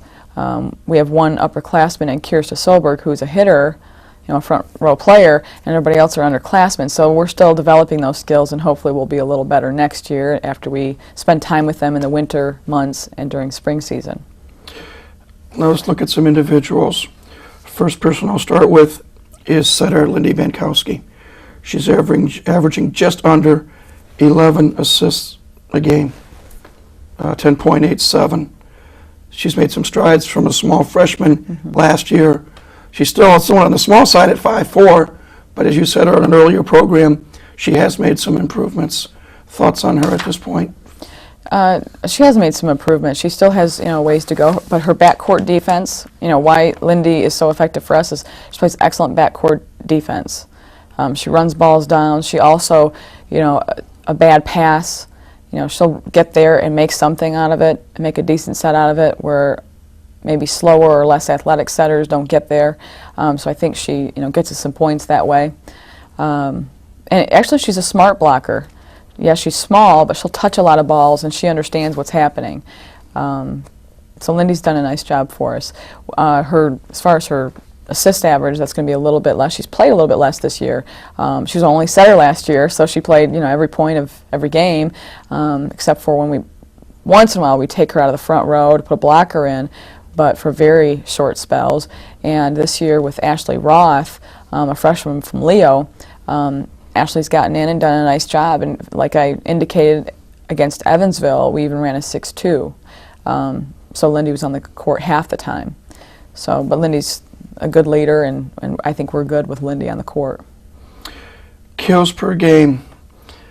The freshman, Fabiana Souza from Brazil, 4.93. Janelle Pollard, the sophomore from Southside, 3.18. Mo Meinhardt, as we said earlier, a sophomore at Temperance Bedford High School, 2.34. And Kirsta Solberg at 2.30. Those are the big guns that you're hoping to get points out of. Thoughts on that? Fabiana is obviously an offensive threat, but she makes mistakes like anybody. She just gets the ball a lot, not just in system in our offense, but we set her the pipe a lot, the back row, so she gets a lot of swings. She should have more kills than everybody else. She gets the ball quite a bit more if you look at her attempts. Janelle Pollard always is strong in October. Last year she had a good October. She's in better shape by the end of the season, and she hits a very heavy ball. She's only I think we list her as 5'8". She might be 5'7". She jumps very well, though, and she had a nice practice yesterday. So we looked for her to finish strong again. And she's blocking the ball pretty well, too. You talk about someone who doesn't have to be, you don't have to be big to be a good blocker. But her skills are getting much better, and this is her second year in our program, so it's time for that to come around. Kirsta Solberg has played a variety of positions, and I think throughout the rest of the season you'll see her in the middle, you might see her outside, you might see her on the opposite. She's just very, you can use her in a variety of ways, and she'll do whatever she can to help this team win. Mo Meinhardt has played middle a little bit recently, played middle a little bit her freshman year, then we moved her to the opposite, and she did some nice things. I don't think that, I think Kirsten may be a stronger blocker. She definitely is a stronger blocker in the middle than Mo, but Mo offensively does some nice things in the middle too. One more individual numbers I want to play with, and then we're going to look ahead what's ahead in the schedule. Defense, and you mentioned Sarah Leffer's playing the libero, just under 3.5 digs a game. Fabiana 2.7, Lindy 2.4, and again you mentioned how small, and she's really active and anticipates. And Kirsta 2.3, the ability to dig that ball out and stave off a point from the opposition and come back and hopefully get it set up and resulting in a point for us. Definitely a key. Especially if we're not blocking many balls, you better be digging it. Otherwise it's going to the floor, and that was the main point. So, yeah. And very recently, even at Evansville, I wasn't really happy with our defensive effort. Before that, against Ball State and Kent State, some other teams, I thought we were playing pretty good backcourt defense. I'm not sure exactly what happened down in Evansville, but we came out of it, and I think that going into tomorrow against Western Michigan and this weekend at home, we'll be ready to play. As we tape this, there are 7 matches left before you make your trip down to Corpus Christi for the National Independent Tournament. You mentioned Western Michigan, which, when this show was aired, will have been played already. Friday night, big home match. I think it's big. You're playing your alma mater. I know it's got to be big for you, being a former player there. Is it as big for your team? Wanting to make Coach look good? Oh, I don't know. I don't know if they think about those sort of things, and we'll try not to concentrate on that. We did lose at Toledo last year in 5, and it was a hard-fought match. So maybe that will be in the back of their minds. But sometimes I don't think they recognize I even went to school, so they don't care where I don't. And then, being at home, I think they'll be more excited about being at home again, and we've been off for a while, so it'll be fun to play this weekend. And then Saturday, intrastate battle, IUPUI, again here at the Gates Center, 5 o'clock. Yeah, we lost, that was our only mid-con loss last year, was to IUPUI. I think we were something like 5-1 in the mid-con last year, so we'd like to redeem ourselves there too. And then next Tuesday, and that's the last match we'll talk about because we're almost out of time, you go up US 30 to Valpo and take on the Crusaders. And they're better this year. New coach, does a nice job. She's an alum from Ball State, a friend of mine, and I expect a good matchup there. Last year we beat them twice, and I hope our kids don't have that on their mind because I think we'll see a different Valpo team. I appreciate you coming on. I know it's busy time, and you've had all these matches, but I do appreciate you coming. I wish you well this coming weekend. Hopefully my voice is going to be better because I'm pinch hitting for Ryan. So Mark and I volume down. I've never had the chance to work with Mark, and I'm looking forward to that. But we wish you well. Thank you. And we will get together somehow one more time before when the season's over, because there are a lot of matches left, and hopefully we'll have a good showing down in Corpus Christi. That's our goal. Thank you much. Thank you. Kelly Hartley has been our guest, head women's volleyball coach here at IPFW. We'll take a break. I'll get a sip of something. And when we come back, we're going to talk softball. That's when Mastodon Spotlight returns in just a moment.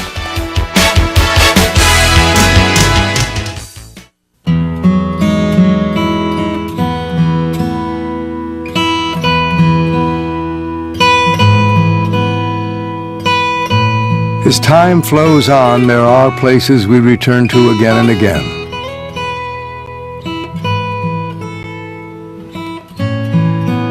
Places that comfort us with their serenity.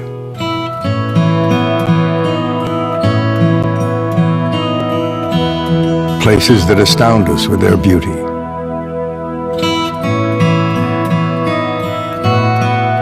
places where our memories come to life. Precious places. Timeless places. Places that with your help can endure forever. I'm Paul Newman. Help the Nature Conservancy save the last great places around the world.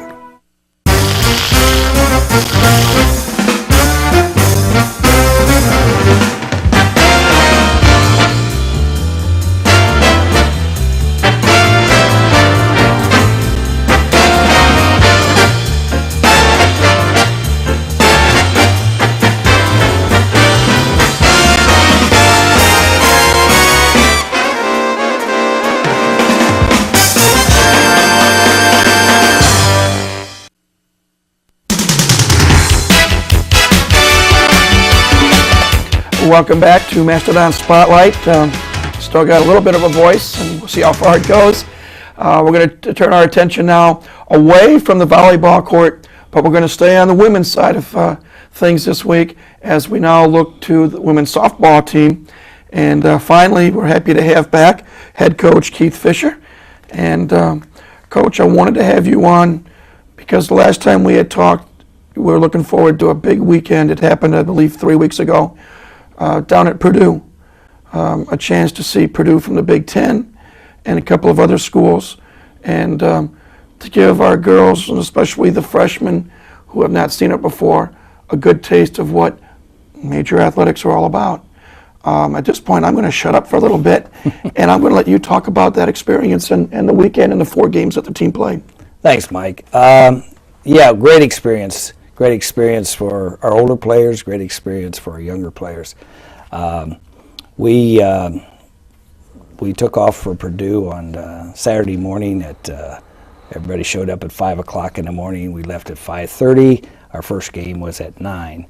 We played St. Joseph, and St. Joseph is a Division II team. But, I always tell the girls, I said, NEIA, Division II, Division I, Division III, it doesn't make any difference. I said, when you step on that field, the team is there to play softball, and anything can happen. So you have to play to your level, not someone else's level, and, play to your best of your ability.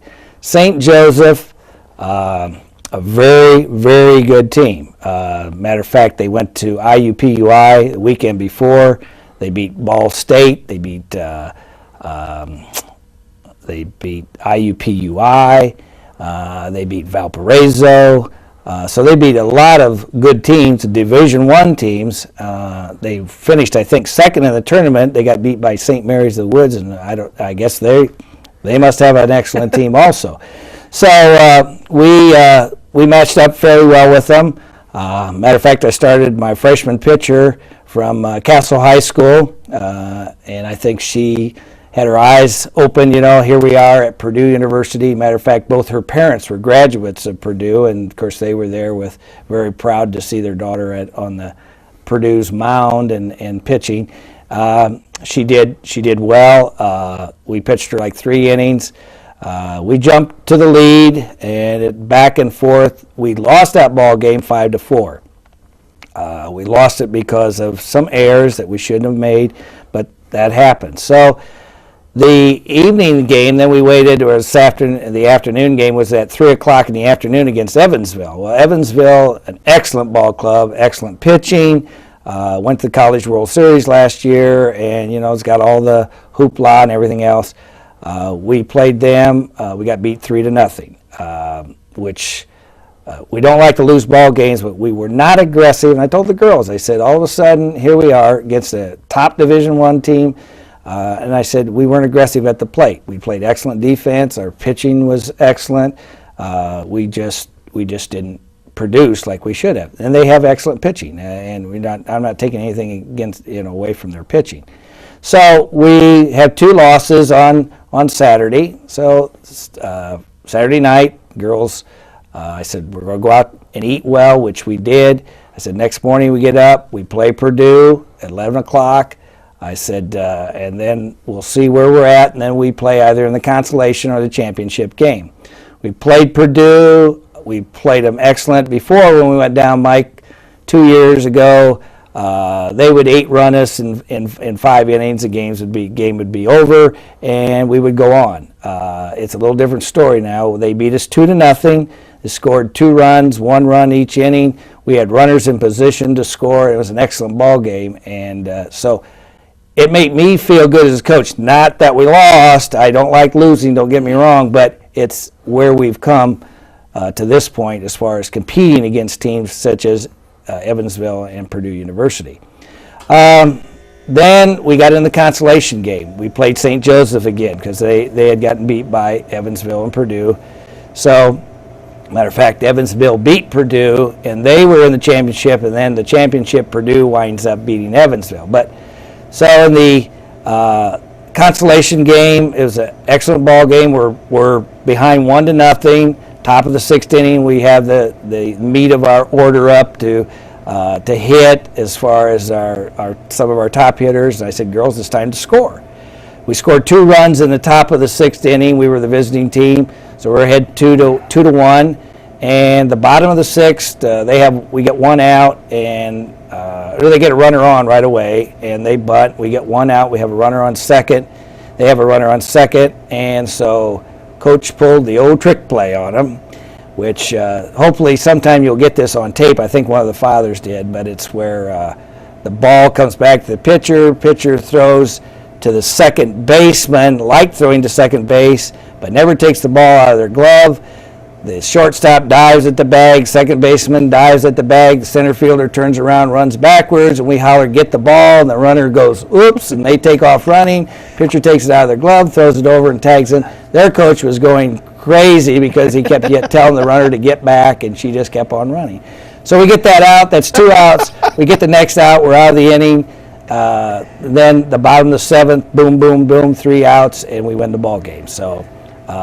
And it's not that we're tricksters, but the play worked. It was at a critical time, and it was a great ball game. It was a great ball game. And a great experience. Yeah, we finished 3rd in the tournament, which we came home on a winning note, ending the fall season, and a great group of young ladies, very dedicated, hard workers. People still can't believe that they get up at 5:30, get to practice at 6, practice from 6 to 8, and then go to school. But no complaints. At least they don't complain to the coach, and I hadn't heard anything.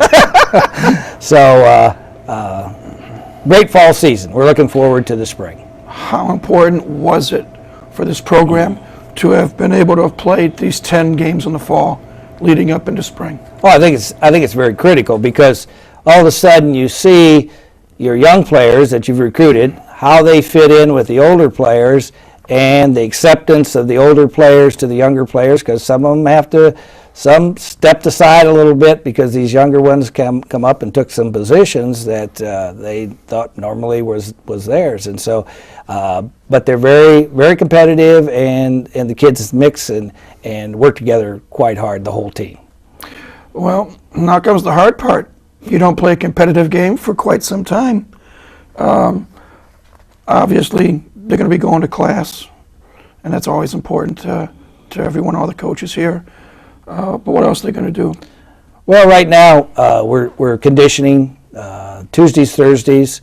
The kids doing aerobics. They're doing some plyometrics. They're doing some specialized training. They can do that for kids with a coach or coaches for an hour.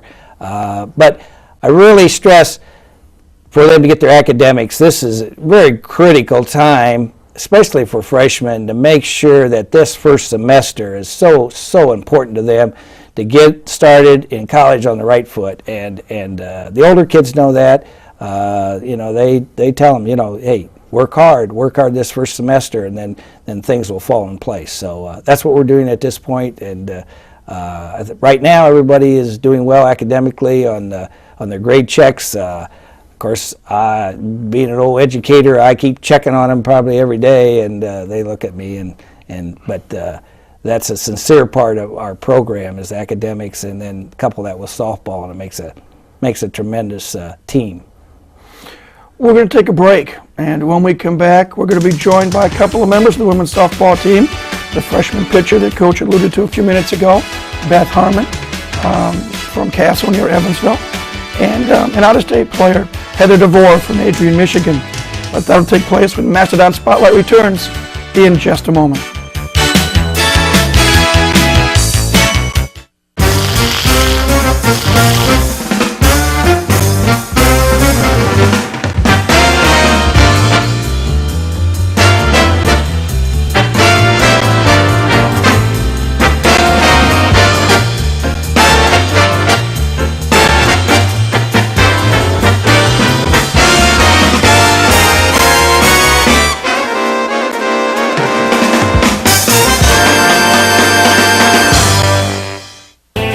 I was a liberal arts major in college. I didn't speak a second language.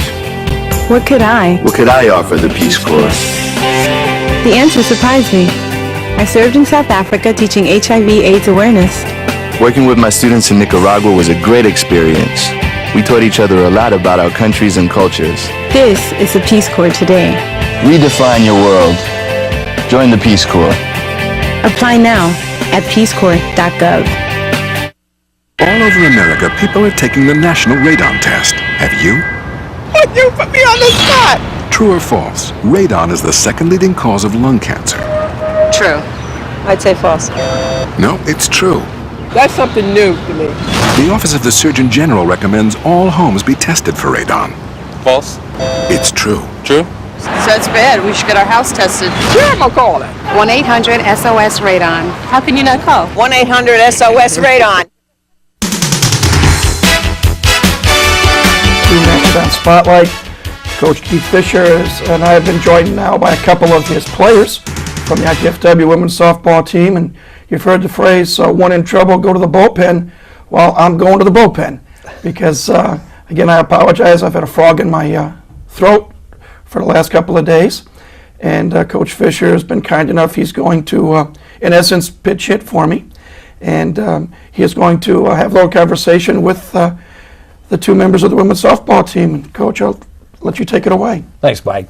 Brought two fine athletes that are freshmen this year, true freshmen. I'm going to let them introduce themselves, and they can tell a little bit about themselves as far as what high school they came from. Also, some other things as far as why they came to IPFW and how they've enjoyed the fall softball this fall. On my left, probably your right, I'll let this young lady introduce herself. Hi, my name is Beth Harmon. I come from Newburgh, Indiana, and I went to Castle High School there. I'm a pitcher, and I came to IPFW to play softball, and I like the location, close to Fort Wayne, and this fall season has been an experience for me. It's a lot more competitive play, and I've learned a lot so far. Thanks. And on my right, your left, a young lady from Adrian, Michigan, but I'll let her tell a little something about herself. My name's Heather DeVore, come from Adrian, Michigan. I play first base, mostly a little third base. My major right now is computer sciences, but I have a lot of different options open that I look forward to exploring maybe. I chose IPFW because it's away from my home, but it's kind of close still, and I like the atmosphere. The school's not too big, it's not too small, so I enjoy it here. A few things that happened this fall with these two young ladies and with our team. We had a fall season. We finished with 6 wins, 4 losses, which is a step in the right direction for our program. But these two young ladies, including the rest of the freshmen and the sophomore class and their upperclassmen, we played some excellent softball this fall. I'll let them tell you a little something about going down to Purdue and playing the Purdue tournament. That was our last little outing for the fall, and maybe Beth can tell a little something what happened. Beth's a freshman coming in pitching. Maybe she can tell you it's a little different than when in high school because you have to back up 3 more feet. But Beth did an excellent job for us. She came in some closing situations. She started a game, and I'll let her say a few things about our Purdue tournament. The Purdue tournament was really neat. It was an awesome experience to see play against some of the really big schools, the elite schools, as you could say, I guess, in softball. And it is an experience, like you said, to be like a lot different, going back 43 feet from 40 feet, breaking balls. It's a lot different. And as you go through like the whole lineup in high school, there's always some girls that you can just throw the ball past, but when you get into college, everybody seems to be good hitters, so it's a lot harder and you have to think a lot more from the pitching standpoint. But it was a very good tournament and I think we played excellent. I want to interject and ask a question. That difference, 40 feet in high school, 43 feet in college, how does that affect your pitches? It affects it a lot, actually.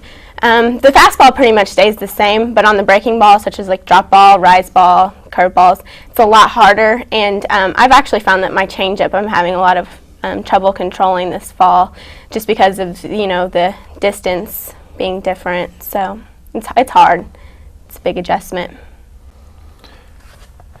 Heather, tell us something about your experience down at Purdue, and also you can tell us the experience next to our last play against a team.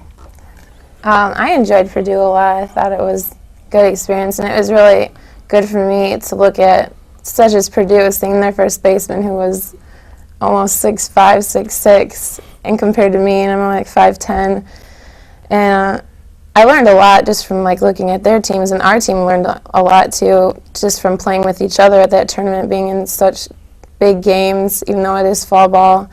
And we learned to play together as a team more. I thought as the games went on, we got better and better and improved a lot. And we learned to communicate better, even though on our second to last play, me and Tierney, the second baseman, did have a little collision, but everything was okay. And I just think all that will come as communication gets better. What's the biggest adjustment you've had to make, even though it hasn't been for a very long period of time, high school in Michigan to college here in Indiana? The pitchers are a lot better that you see. I play summer ball and we have really good pitchers that we play against, but these pitchers, all of them, they have so many more different pitches, and you can tell the difference too, like batting, that there's 3 feet difference from the pitcher, and you just have to learn a lot. You have to be ready. You have to make up my mind, make my decision if I'm going to swing or not a lot quicker than I did in high school. We don't have too much time left, but between now and the actual spring season, what do they do, Coach? Right now we're in a fall and October, November, December conditioning program, and they're just loving it. We're doing aerobics, and they're doing aerobics with an aerobic instructor. Also, we're doing some plyometrics, which Coach gets to help them out with. But their aerobic training, they were all smiles the first Tuesday, and then on Wednesday they said, "Oh, Coach, there's places that sore muscles here and there." So I think they're enjoying it. Plus, they're getting a tremendous workout. So we're conditioning up to this point. We will do some individual skill things with like four individuals, maybe for an hour a week. And but then when January kicks in, when they get back from Christmas break, that's when our season actually starts, and that's when practice will start, and we'll get ready for the season then. And I'll bring up one final thought, because we've talked about this several times in programs past, how concerned you are with the educational standpoint. They are student athletes, and I know it means a lot to you as a coach to make sure that they're working their tails off in the classroom. Absolutely. Being an educator, coming from education for 30-some years, I think it's critical that they get good grades. And I check on that. Even we have grade checks, but I keep talking to them, communicating with them how they're doing in classes, and I think it's imperative that they are excellent students, and our team, we have excellent students. And if they have some problems, we deal with them, we work them, we get them worked out. If they need tutors, we get tutors. If Doc Skelton helps out, he's a math wizard, and so he's helped with some of the students. And so we want to continue to be the highest GPA athletic team at the university, and this is what we strive for academically, and softball-wise, we want to be the best softball team around. So. Well, I thank you all for coming. See, it wasn't that bad, was it? we wish you nothing but the best here at IPFW, and again, thank you for coming. We've had Beth Harmon, Coach Keith Fisher, and Heather DeVore, 2 members of the women's softball team. Time for a quick break. When we come back, a look what's ahead and some final thoughts. That's when Mastodon Spotlight returns in just a moment.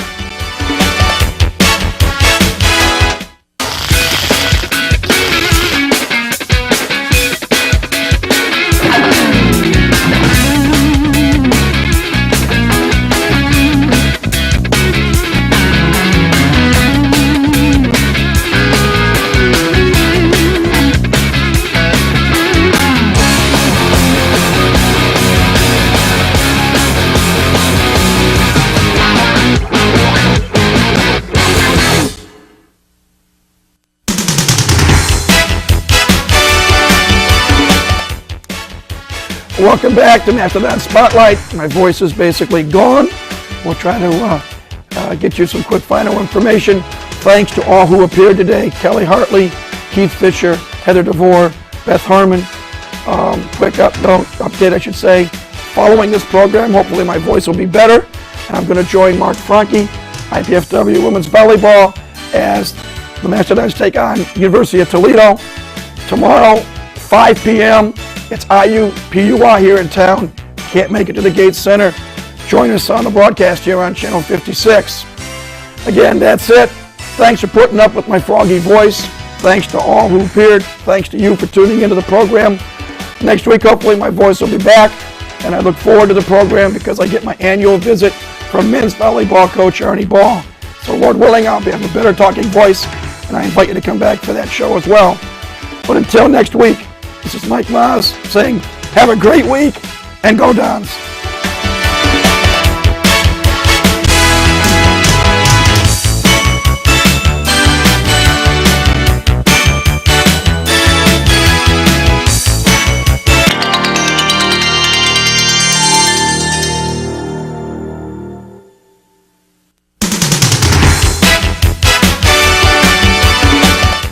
The fall athletic season is soon coming to a close as some of our teams are already finished play for the fall.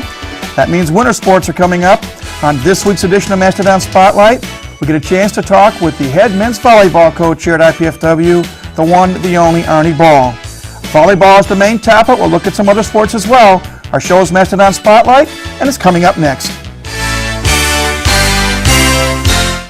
We the people of the United States, in order to form a more perfect union, establish justice, ensure domestic tranquility, provide for the common defense, promote the general welfare, and secure the blessings of liberty to ourselves and our posterity, do ordain and establish this Constitution for the United States of America. Government receives its power from the people. Do your part. Vote.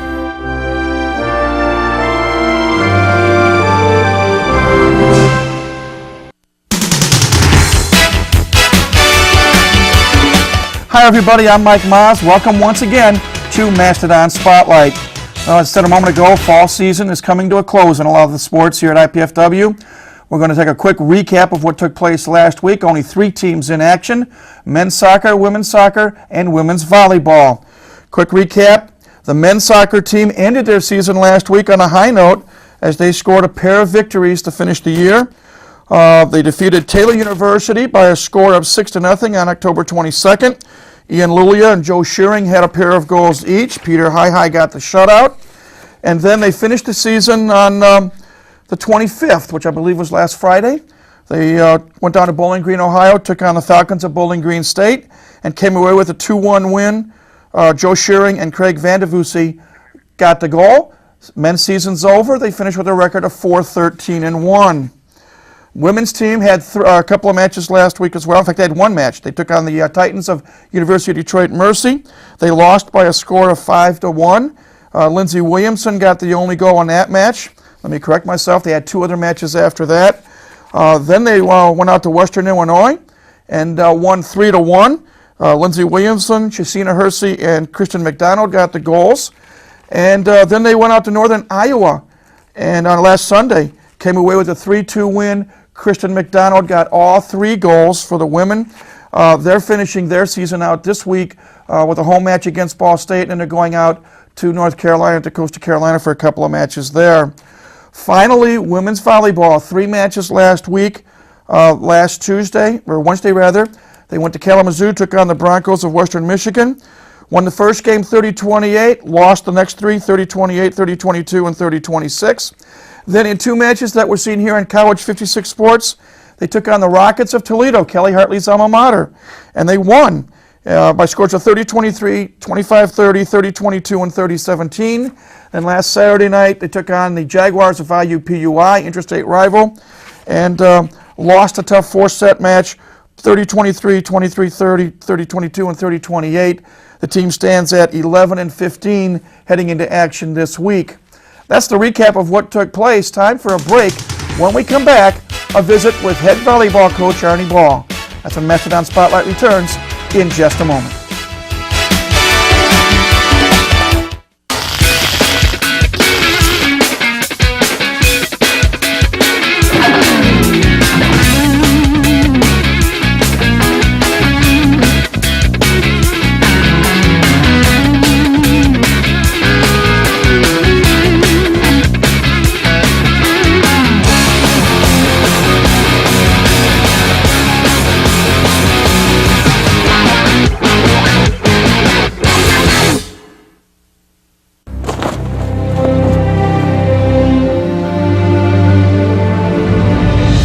They came from every corner of the country. From small towns and big cities. But they all shared one thing in common. They belonged to a family called Marines.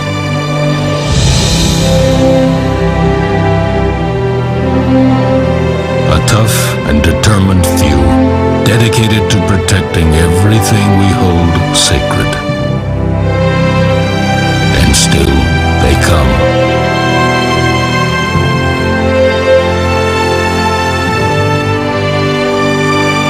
Celebrate the 225-year history of those proud few who have earned the title Marine.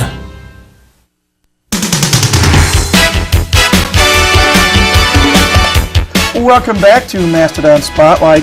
Our topic this week is going to be men's volleyball.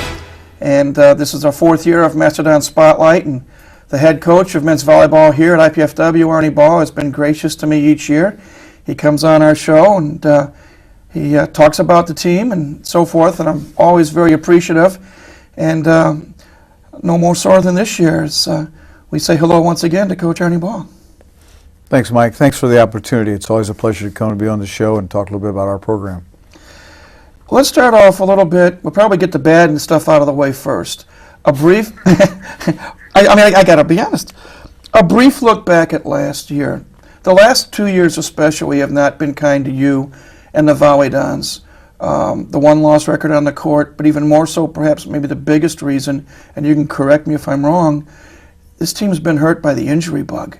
Last year especially, we lost in the opening match of the year.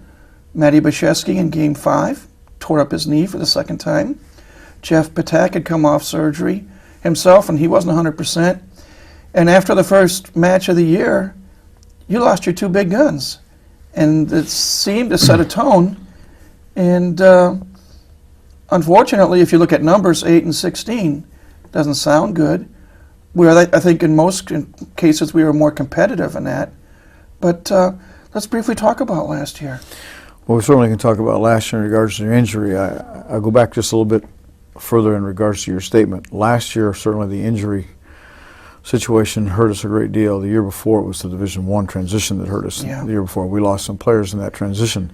We didn't have anybody hurt back then. We just lost players because of that Division I transition. So that's kind of what's happened to us since 99. 2000, we had a really nice team. 2001, we went through all that garbage with Division I. And, of course, last year, as you alluded to, we had the problem with the injury. The nice thing about there's no nice thing about injury, but the nice thing about those 2 injuries and the one to Angel with the wrist in a little late part of the year, they say always that things happen in 3, so we're done. Yeah, we're done with all that stuff with this coming year. We probably made a mistake in bringing back Matty as quickly as we did. We had met with the doctor the week beforehand, and he had cleared him to play.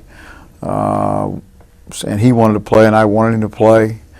Certainly, especially opening up with Long Beach, we knew we were going to have a big crowd, and we did. And it was an exciting match, clear down to the 5th set, and I wasn't very smart in the fact to recognize he was beginning to tire and should have taken him out. But all that's hindsight. We didn't do that. And of course, then with Jeff not being 100% either, we made that decision along with Matt. Didn't have a choice. He didn't have a choice. Jeff had a choice in regards to that. After talking to him and talking about his goals and aspirations about what he wants to do, recognizing that if he were to also redshirt, and obviously it takes away from the ability of our team to perform at a very high level when you lose 2 kids like that. But the same token, it gave Jeff time to heal, and we didn't allow him to go back to the USA national team because they beat up people way too much. He stayed at home, and he and Maddie both have worked their tail off this last summer. I mean, they both have worked really, really hard, and it shows in their practice this fall to come back and rehab and be at full strength. Jeff will now graduate in May. He'll actually be able to graduate and then move on to the national team. And of course, we'll have Maddie for 2 more years. So hopefully that's behind us. You never know. We've had some history of that with Hector Soto back in '99. It's all part of the game, or a game. If anybody plays, we'll just kind of knock on wood and hope we can avoid it this coming season. If there can be any positives out of last year, and out of the fact that we did lose Jeff and Maddie after the first match, the emergence of Angel Ruiz was definitely a positive. Because in essence, and I hope you may, if I'm wrong, kindly let me know, in a major sense, as Angel went, so did the team. He took over a leadership role. He led the team in kills, nearly 5 a game, led the team in blocks, had a hitting percentage, I believe, of .338, and he really stepped up his game. Thought on Angel Ruiz? Well, he didn't have a choice. That's the choice he had to make. Now, obviously, we all have choices that we can make. Angel could have made the choice of either taking the team and taking on his back, and Dennis Santiago did a really nice job also. Both those kids just said, okay, we're going to accept this challenge. It's a lot more difficult than we had hoped it would be, but we're going to accept the challenge, and we're going to get better, and we're going to get better, and we're going to get better, and that happened. Now, the other choice is that you sit back and go, feel sorry for yourself and go, oh, well, this is awful, we can't ever get any better, we can't do this, etc., and get on the pity pot and just stay there. Well, to Angel's credit, that didn't happen. Unfortunately, he had some injury too, and the poor guy just wore down because we set him about seemed like every ball, and of course he ends up being an all-conference player on a team that really struggled. So that's certainly the credit to him. The positive to the whole thing is that Dennis becomes a year older, Angel becomes much more mature, both as a player physically and as a player mentally in a leadership role, because he and Jeff are our 2 seniors, and of course Jeff and Maddie both are just a year stronger.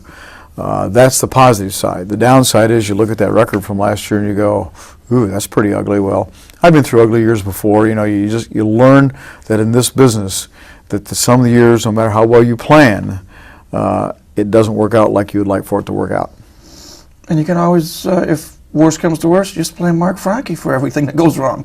We blame him for everything anyhow. It doesn't make any difference whether it's, he is the fallback guy for us. Deservedly so. He deserves everything he gets. I got to admit, it was the first time he and I got to work together last weekend for women's volleyball, and I enjoyed it. He gave me a technical education in terminology, but I enjoyed it. Well, you got to remember that Mark's a bean counter, and bean counters are very analytical. That's why he does such a great job for us on the bench, because he literally does not watch the game. I mean, like the rest of us who are cheering and carrying on and acting like we know what we're talking about when we don't. He really does know what he's talking about, because he can be very analytical in his assignment for our coaching staff. The rest of us, we bounce off walls. Well, let's look ahead to this year's team. One of the things that you did, and it seems you've done very well, you hit the recruiting trail, and you brought in some potential talent and potentially very good talent.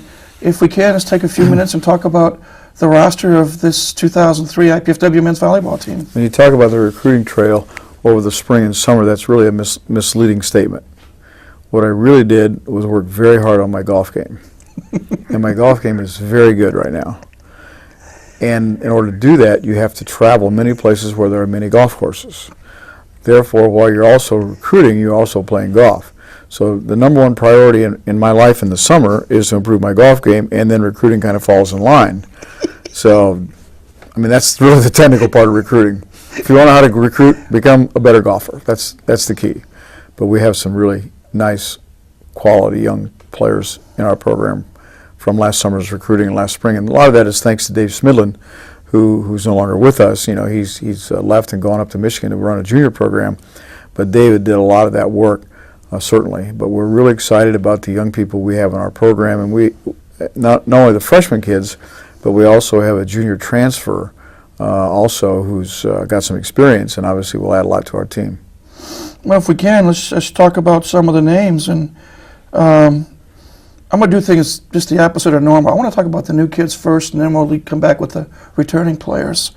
When I look at this roster, wow, Puerto Rico, Illinois, Indiana, New York, North Pole, wow, Ohio, Canada, Turkey, and another Puerto Rico. A lot of good golf courses, as you said. Well, you'll notice that there are 3 young men from Puerto Rico, Yeah. and there will soon be another one added to that come January. I'm not allowed to mention his name at this point, but it will happen. There's a reason why we go to Puerto Rico, you know, not because the volleyball. Well, actually, that's not true. The volleyball is very good down there, and they start at a very early age. So those kids are very skilled people, but also because my golf game improves a great deal down there. When you look at the roster and you talk about some of those kids you're talking about, let's just start with Javier Garcia, Okay. who's a young man that transferred from Juniata College.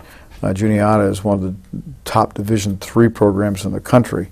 Javier is from San Juan and actually is a very talented young man. And he's going to bring a lot to us. He has a great serve and great court sense. We're not sure exactly yet where he's going to fit in, but we have an idea. Really good student, just a really good all-around catch for us.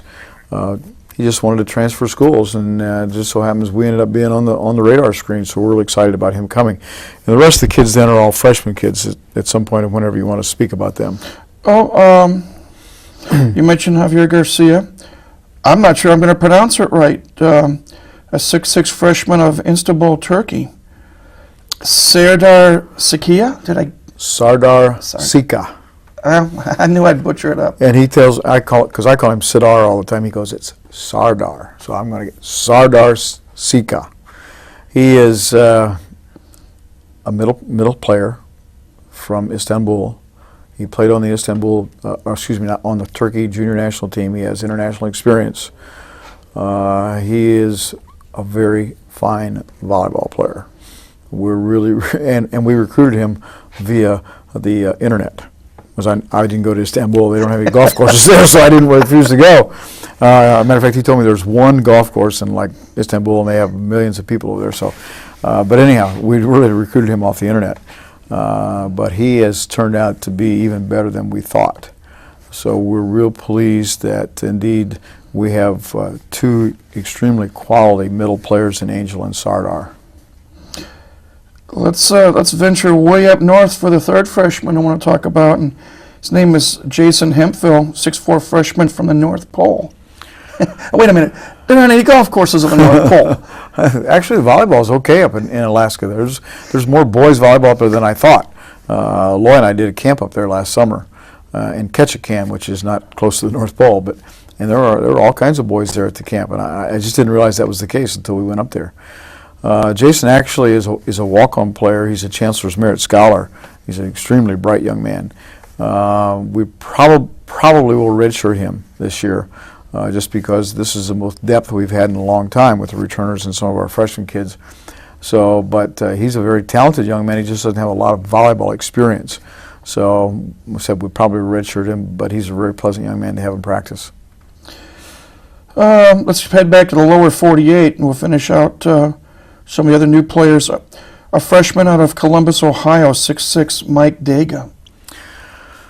Michael's an interesting player because he and his father and I played against one another back when I was playing right out of college. I've known his family for many, many years.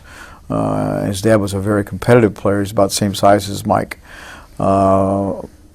As you mentioned, Mike is from Columbus, Ohio, and you'd think that if you're from Columbus, Ohio, and any good volleyball player, you'd end up at Ohio State. Ohio State kind of stuck their nose up at him a little bit, and when we saw him play, I talked to him about coming here, and of course, once the relationship I have with his father, they came over to take a look at us, and they liked our program a whole bunch, and Mike is going to be pretty good. Now, the difficulty is being pretty good pretty early with this team we have, but he's going to see some playing time, and he does some very nice things for us. We're real pleased to have Mike in our program. Two more freshmen we'll talk about, and the first one, a local boy from Fort Wayne Northrop, 6'1", Jeremy Sawville. Mm-hmm. He is from Northrop. He's a very athletic young man. He's also a walk-on with our program. Also a young man we probably will redshirt, but we haven't totally decided yet. Only because, once again, in Indiana, like Alaska, there's boys volleyball, but the experience is not a very high level. Jeremy is very athletic, jumps very well, just doesn't have the experience at this point that he would need to play consistently with our team. He has the potential to be a really good libero because he's so quick and very athletic. So we just have to see how that pans out. And the final new person that I can see on the roster, a junior out of Gambier, Ohio, David White. Yeah, actually, David has been part of our program before. He sat out a year and then has come back. So, and he's also a backup outside hitter, potential libero kind of player, works very hard, very good student, that kind of thing. So he's actually been here before. He just sat out and now has come back to us. We're going to take a break. Those are the newcomers that we've talked about. When we come back, we're going to speak with what I feel is the cornerstone of this team for this coming year, senior Jeff Patak, senior Angel Ruiz, and junior/sophomore Maddie Bashesky. All three of them integral players. All three of them had injuries last year. But we're going to talk with those three gentlemen next when Mastodon Spotlight returns in just a moment.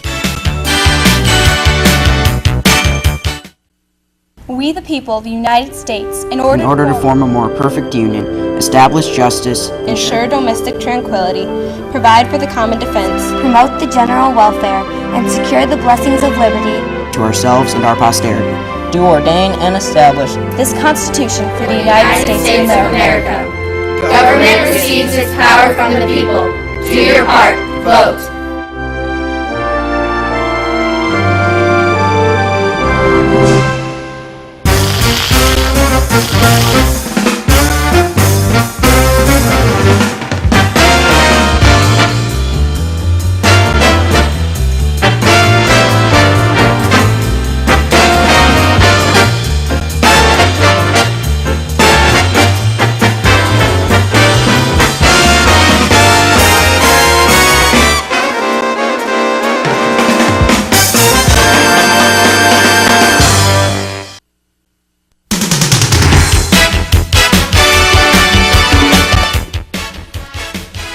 Welcome back to Mastodon Spotlight. Time now for our student athlete interview portion of the program, and this week we're talking men's volleyball, and I'm very pleased to be joined now by three members, perhaps the cornerstone of the 2003 IPFW volleyball team. To my immediate right is senior Jeff Patak out of Hamburg, New York. To Jeff's right is senior Angel Ruiz, who is out of Cabo Rojo, Puerto Rico. Correct? Yes. Did I pronounce that okay? Yes. And Angel's right is Matt Bashesky, and I believe, Matt, academically you're a junior, athletically you're a sophomore. Yeah. Originally from Poland, come here via Toronto, Ontario, Canada. Yes, sir. Welcome to all three of you. I want to start off, as Coach and I alluded to in the last segment, all three of you integral parts of the team last year until match number one. The first match of the year, we played Long Beach State, game we televised here on Channel 56. Both Jeff and Maddie were coming off knee surgery. And scary point in Game 5 when Maddie went up for a kill and came down awkwardly and messed up his leg again. Maddie, let's start with you and go back to that horrible moment. I know it's been a while, but first thoughts, because you were coming off a surgery to begin with, and you were playing well. We were winning the match. Had gone to Game 5, and all of a sudden everything went to heck, so to speak. Everything just collapsed, pretty much. My leg couldn't withstand it anymore, and it just gave out. But it's just like a 1 in a million thing that happens, it just happened at the wrong time. Do you remember what your first thought was when you went? Oh, I knew it went again. I knew it was another surgery. So it was just like a little bit of pain, but it was mostly like, no, I don't want to go through this again.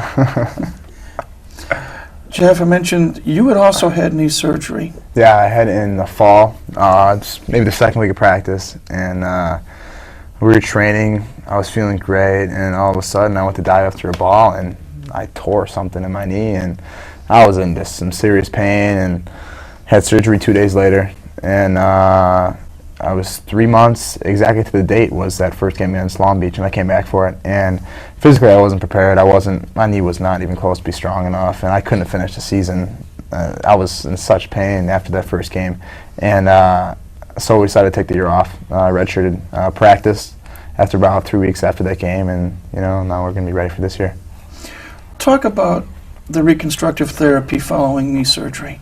At points, in the beginning, it's very simple. It's just little tiny things that you wouldn't think would help you out, which they actually do. But then I say at about the 2 month period, it's just some killer stuff. I mean, you ask Maddie, you went through all this stuff twice, and it's crazy, the stuff you do, but I mean, it's worth it. You can really see the results. Well, with both of you two gentlemen down with injury, Coach Ball needed someone to basically take over and lead the team, and to a large extent, Angel, you filled that role. You had a great year, led the team in kills, led the team in hitting percentage, I believe. You averaged 5 kills a game, and you led the team in blocks. Talk about your season last year.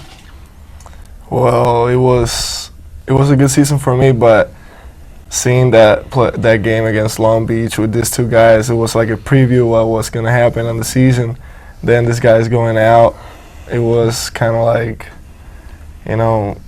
I wasn't ready for it, but then at the same time I had to be ready, and it made me mentally stronger during the season. And now this guy's back is really an advantage for this year, and we're going to prove it this year. Of course, you played extremely well, but you also fell victim to the injury bug late in the season, and you broke a bone someplace. Tell me about that injury. And it was on my right hand, my thumb. I had an injury on it for a month. I could not play the last month of the season.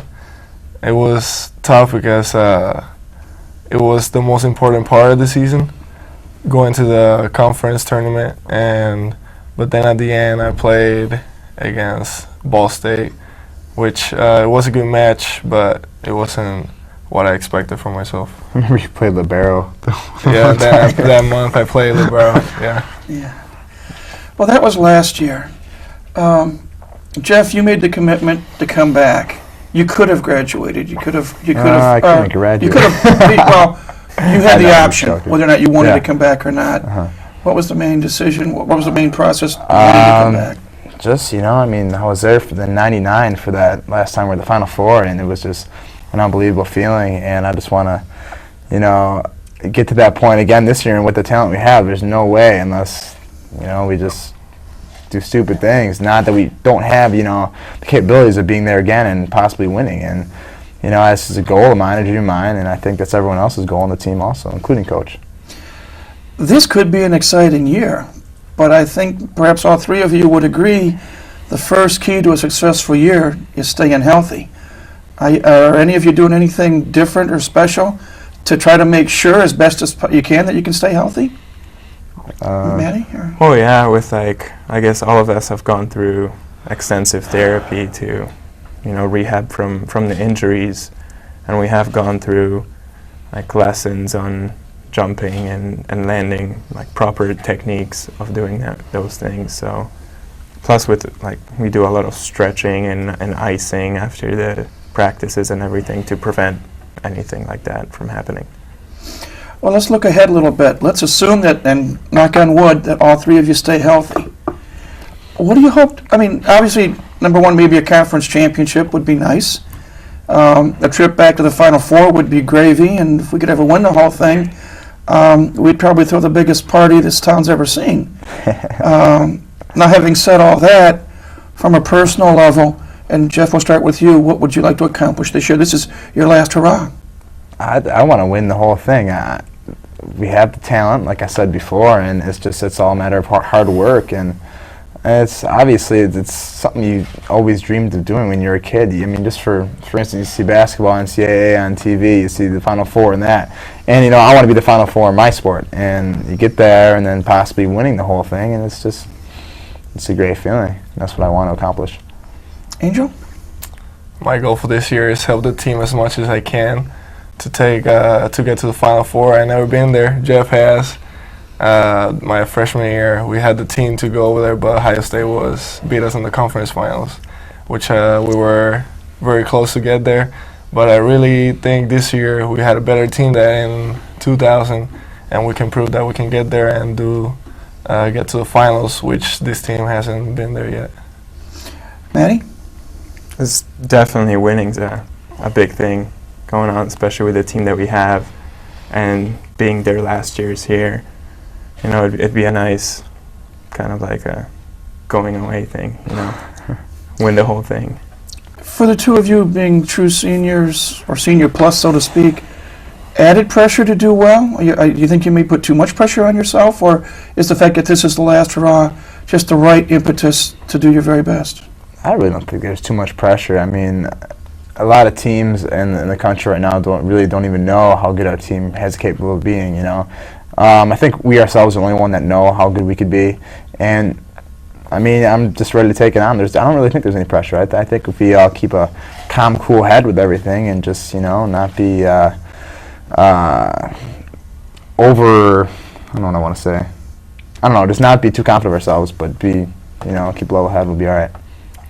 Restricted cockiness maybe that's might be the right term. That's what I want to say. It's cockiness, conceited. That's what I want to say. Well, I want to thank each of you for coming on today. We hope to God that all three of you stay healthy throughout this season, and we're looking forward to bringing a lot of your action to the fans who can't make it to the Gates Center on Channel 56. But again, thanks for coming in, and best of luck to each of you in this coming season. Thank you. Thank you. We've had as our guests 3 student athletes here at IPFW, all members of the men's volleyball team. Senior Jeff Patak, Senior Angel Ruiz, and Maddie, do I call you junior/sophomore or junior? Take your pick. Matt Mashesky is the third member. We thank them for coming on. We're going to take a break. We're going to bring Coach Arnie Ball back, and we're going to look ahead to what this 2003 season is going to, what's going to happen. Look at the schedule and hopes, dreams, goals, and expectations. But that's when Mastodon Spotlight returns in just a moment.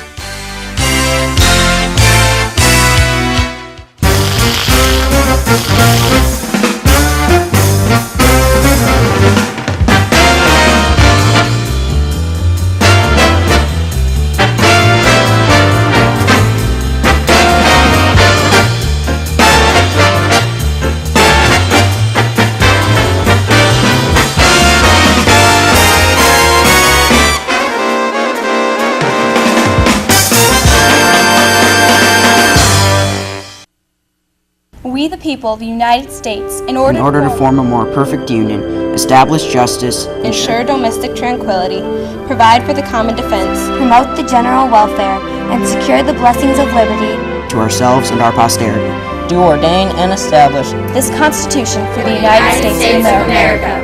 Government receives its power from the people. Do your part. Vote.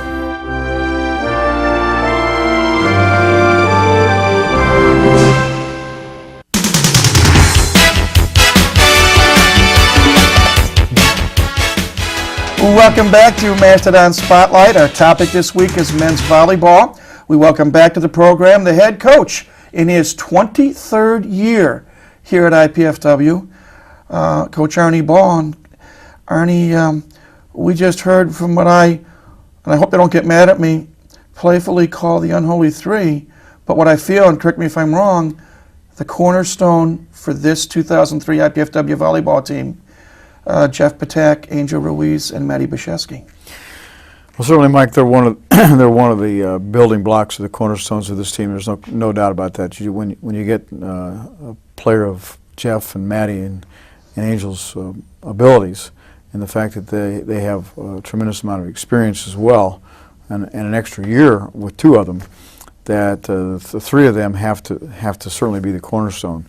However, every building has to have at least two cornerstones, or pyramid, or however you want to build it, like John Wooden's Pyramid of Success, and the other one has to be Dennis Santiago, because if without a good quarterback, it doesn't make any difference how good the rest of the team is. And so there are really two cornerstones, and the three of them make up one of them for sure. You mentioned Dennis Santiago, last year, freshman, as natural setter. As you say, he and Angel basically picked up the team and carried him on their back, especially following the injuries to Jeff and to Maddie. As we found out last year, Dennis is extremely competitive and hates to lose. Volleyball, tiddlywinks, whatever. Makes for an interesting coach-player relationship, doesn't it? Yeah, it sometimes gets a little dicey between the two of us. Dennis is tremendously talented physically. I mean, he's as quick and as athletic as anybody we've had in our program. We've had some wonderful, wonderful athletes, and he measures up athletically. Dennis's issue is how mature he's going to be mentally in regarding to leading the team, and emotionally in regards to leading the team, because he has all that emotion, and people that generally have all that emotion due to one of two things: either are way up here or they're way down there. And we can't afford for Dennis to be way down here with this team we have. So that's the part we're working on. The physical part, he stayed here this summer. He worked very hard in the weight room. He's much stronger. I'm not sure he can get much quicker because he's just so quick to start with. He jumps higher. He's stronger in upper body. I mean, physically he's pretty good. Now, they always need to get stronger, but right now at his stage in development, he's pretty good. The mental side will be the real key. That's where Jeff and Maddie and Angel come in, because the three of them with their experience hopefully will be able to look at Dennis and go, whoa, get back in here, let's play together, et cetera, et cetera. I think you'll agree. I never see a kid get so high up when things go well and so down when things go bad. And many a time last year I saw you at timeouts and post matches just trying to build and keep his confidence up. Well, that's exactly what happens. He's such an emotional high that when things don't go exactly like he thinks they ought to, then he gets down to that emotional low. And, great teams play like that, not like this. And so we need to play like this. And it's kind of interesting with this group because Jeff has a tendency to be the same way. And we've talked to Jeff about it for four and a half years now, because he has aspirations of playing on the U.S. Olympic team, and I just talked to the coach 2 weeks ago, and they want him in Colorado as soon as we're done, and that's what's nice about him graduating, etc. But Jeff can't go to Colorado and be like this. He's got to be like this, because that's what they're looking for, and rightfully so. So that's what our team has to bring. Now, Maddie and Angel are a little more this way, not nearly quite as emotional as those other two guys. So that makes for a nice mix. We've talked about the quartet. That's basically going to be the leaders, and we talked about some of the new people. But as you well know, there's that middle portion. And let's talk now a little bit about the other supporting cast members, returning people who've had some experience and who are also an integral part of the team. And I think we both agree we have to make sure that there's no I found anywhere in team this year. Got a lot of talented individuals, but your biggest challenge is to getting it all meshed together, which you do quite well. The strength of this team as compared to last year in particular is that we have a lot more depth. Ryan Staley has played really well this fall in practice, and right now he's our backup setter. last year I really wasn't in a position when Dennis decided to go off that deep end that we just talked about to go, me, sit next to me. That's the best medicine I know is to sit next. Nobody wants to sit next to me.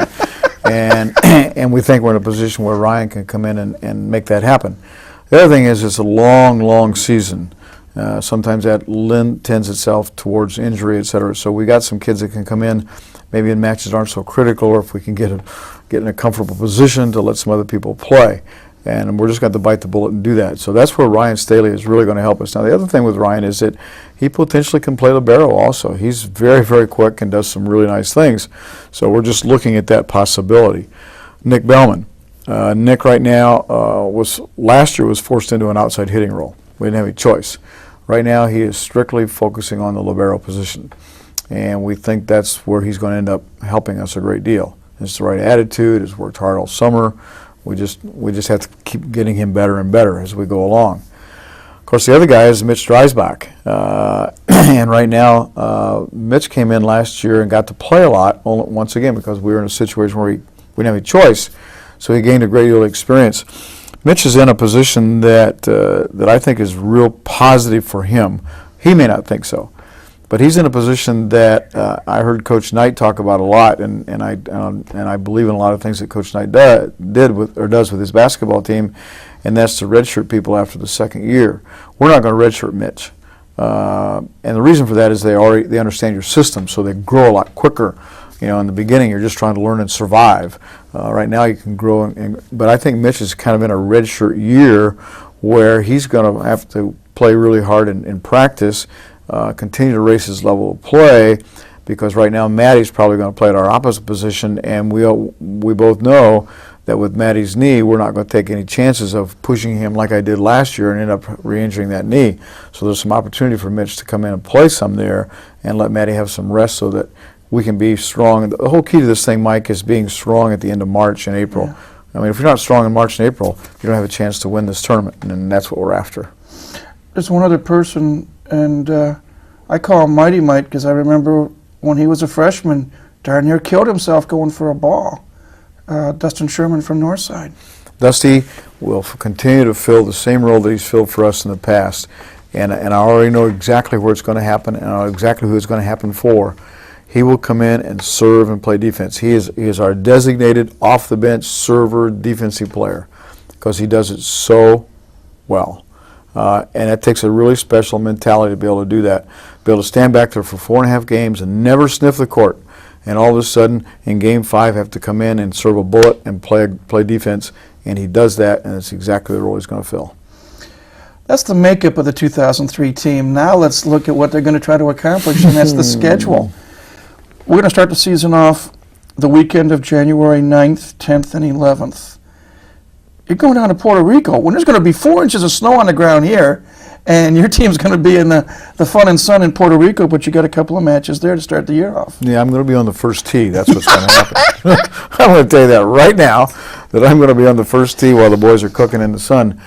We're not taking any other trips. Most generally, we take a trip to the east or the west. Just didn't work out to the schedule. In the east, it's their turn to come to us, and the west people kind of screwed me around, so I said, okay, we'll go to Puerto Rico instead. We've done this before. I think it's like the 3rd or 4th time I've taken the team down there. We know a lot of people there, obviously, because of players and alumni and so on and so forth. So we're going to go down there and train, and it's a great environment to train in because it's very easy to, first of all, get warm because it's very warm down there in that time of the year. And it's also an opportunity for our kids from Puerto Rico's parents to see them play, because very seldom do they ever get to see them play. And so they're all excited about us coming.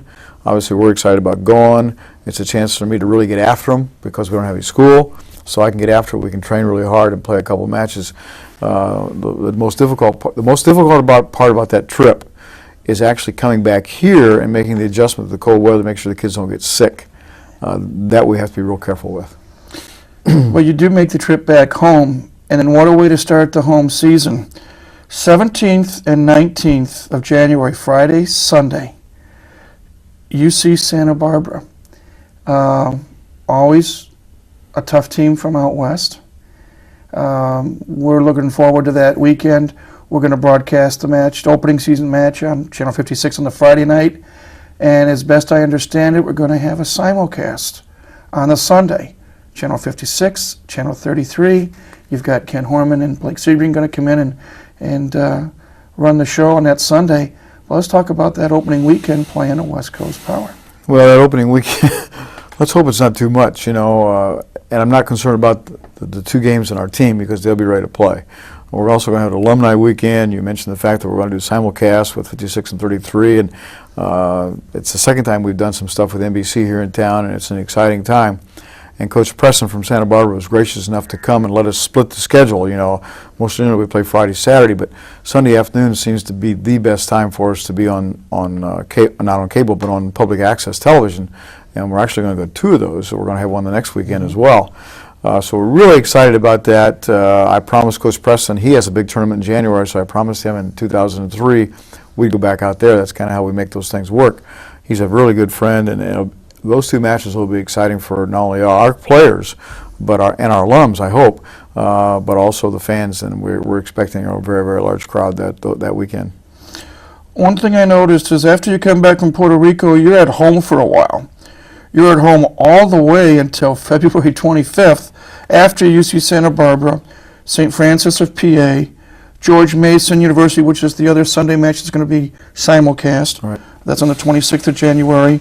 Then last year you went up to Northern Canada. This year Dalhousie, if I pronounce that right. Dalhousie, yeah. Dalhousie is coming here on the 31st of January, 1st of February. And then you get into MIVA conference play. You start off with Quincy, Findlay. Somehow Penn State's coming to town on the 15th. They're not in the conference, but they were in the Final Four last year. Mercyhurst, Loyola, Chicago. All those matches at home, and then you go back on the road. But what a weekend! The last weekend of February, Ohio State and then Ball State. Tough trip there. Come back, Clark, Ohio State, Lewis, and then the bulk of the season is on the road, conference matches. When we look at the conference this year, last year, I think we finished 6th. You had Ball State, you had Loyola. Record-wise, they tied. Ball State won the conference tournament. Lewis would have been up there, but they had to forfeit 5 matches for an ineligible player. Ohio State's always tough. How do you see the MIVA race this year? It's as balanced and as good as it's been in quite some time, especially with us coming back up and being a quality team. Ball State lost 2 players from their last year's NCAA appearance team. Ohio State lost their best player, so they're going to be real young, but Coach Hansen does such a wonderful job. Lewis has all their players back. Well, I think they lost 1 or 2, but they have their quality players back. Loyola lost 1 player.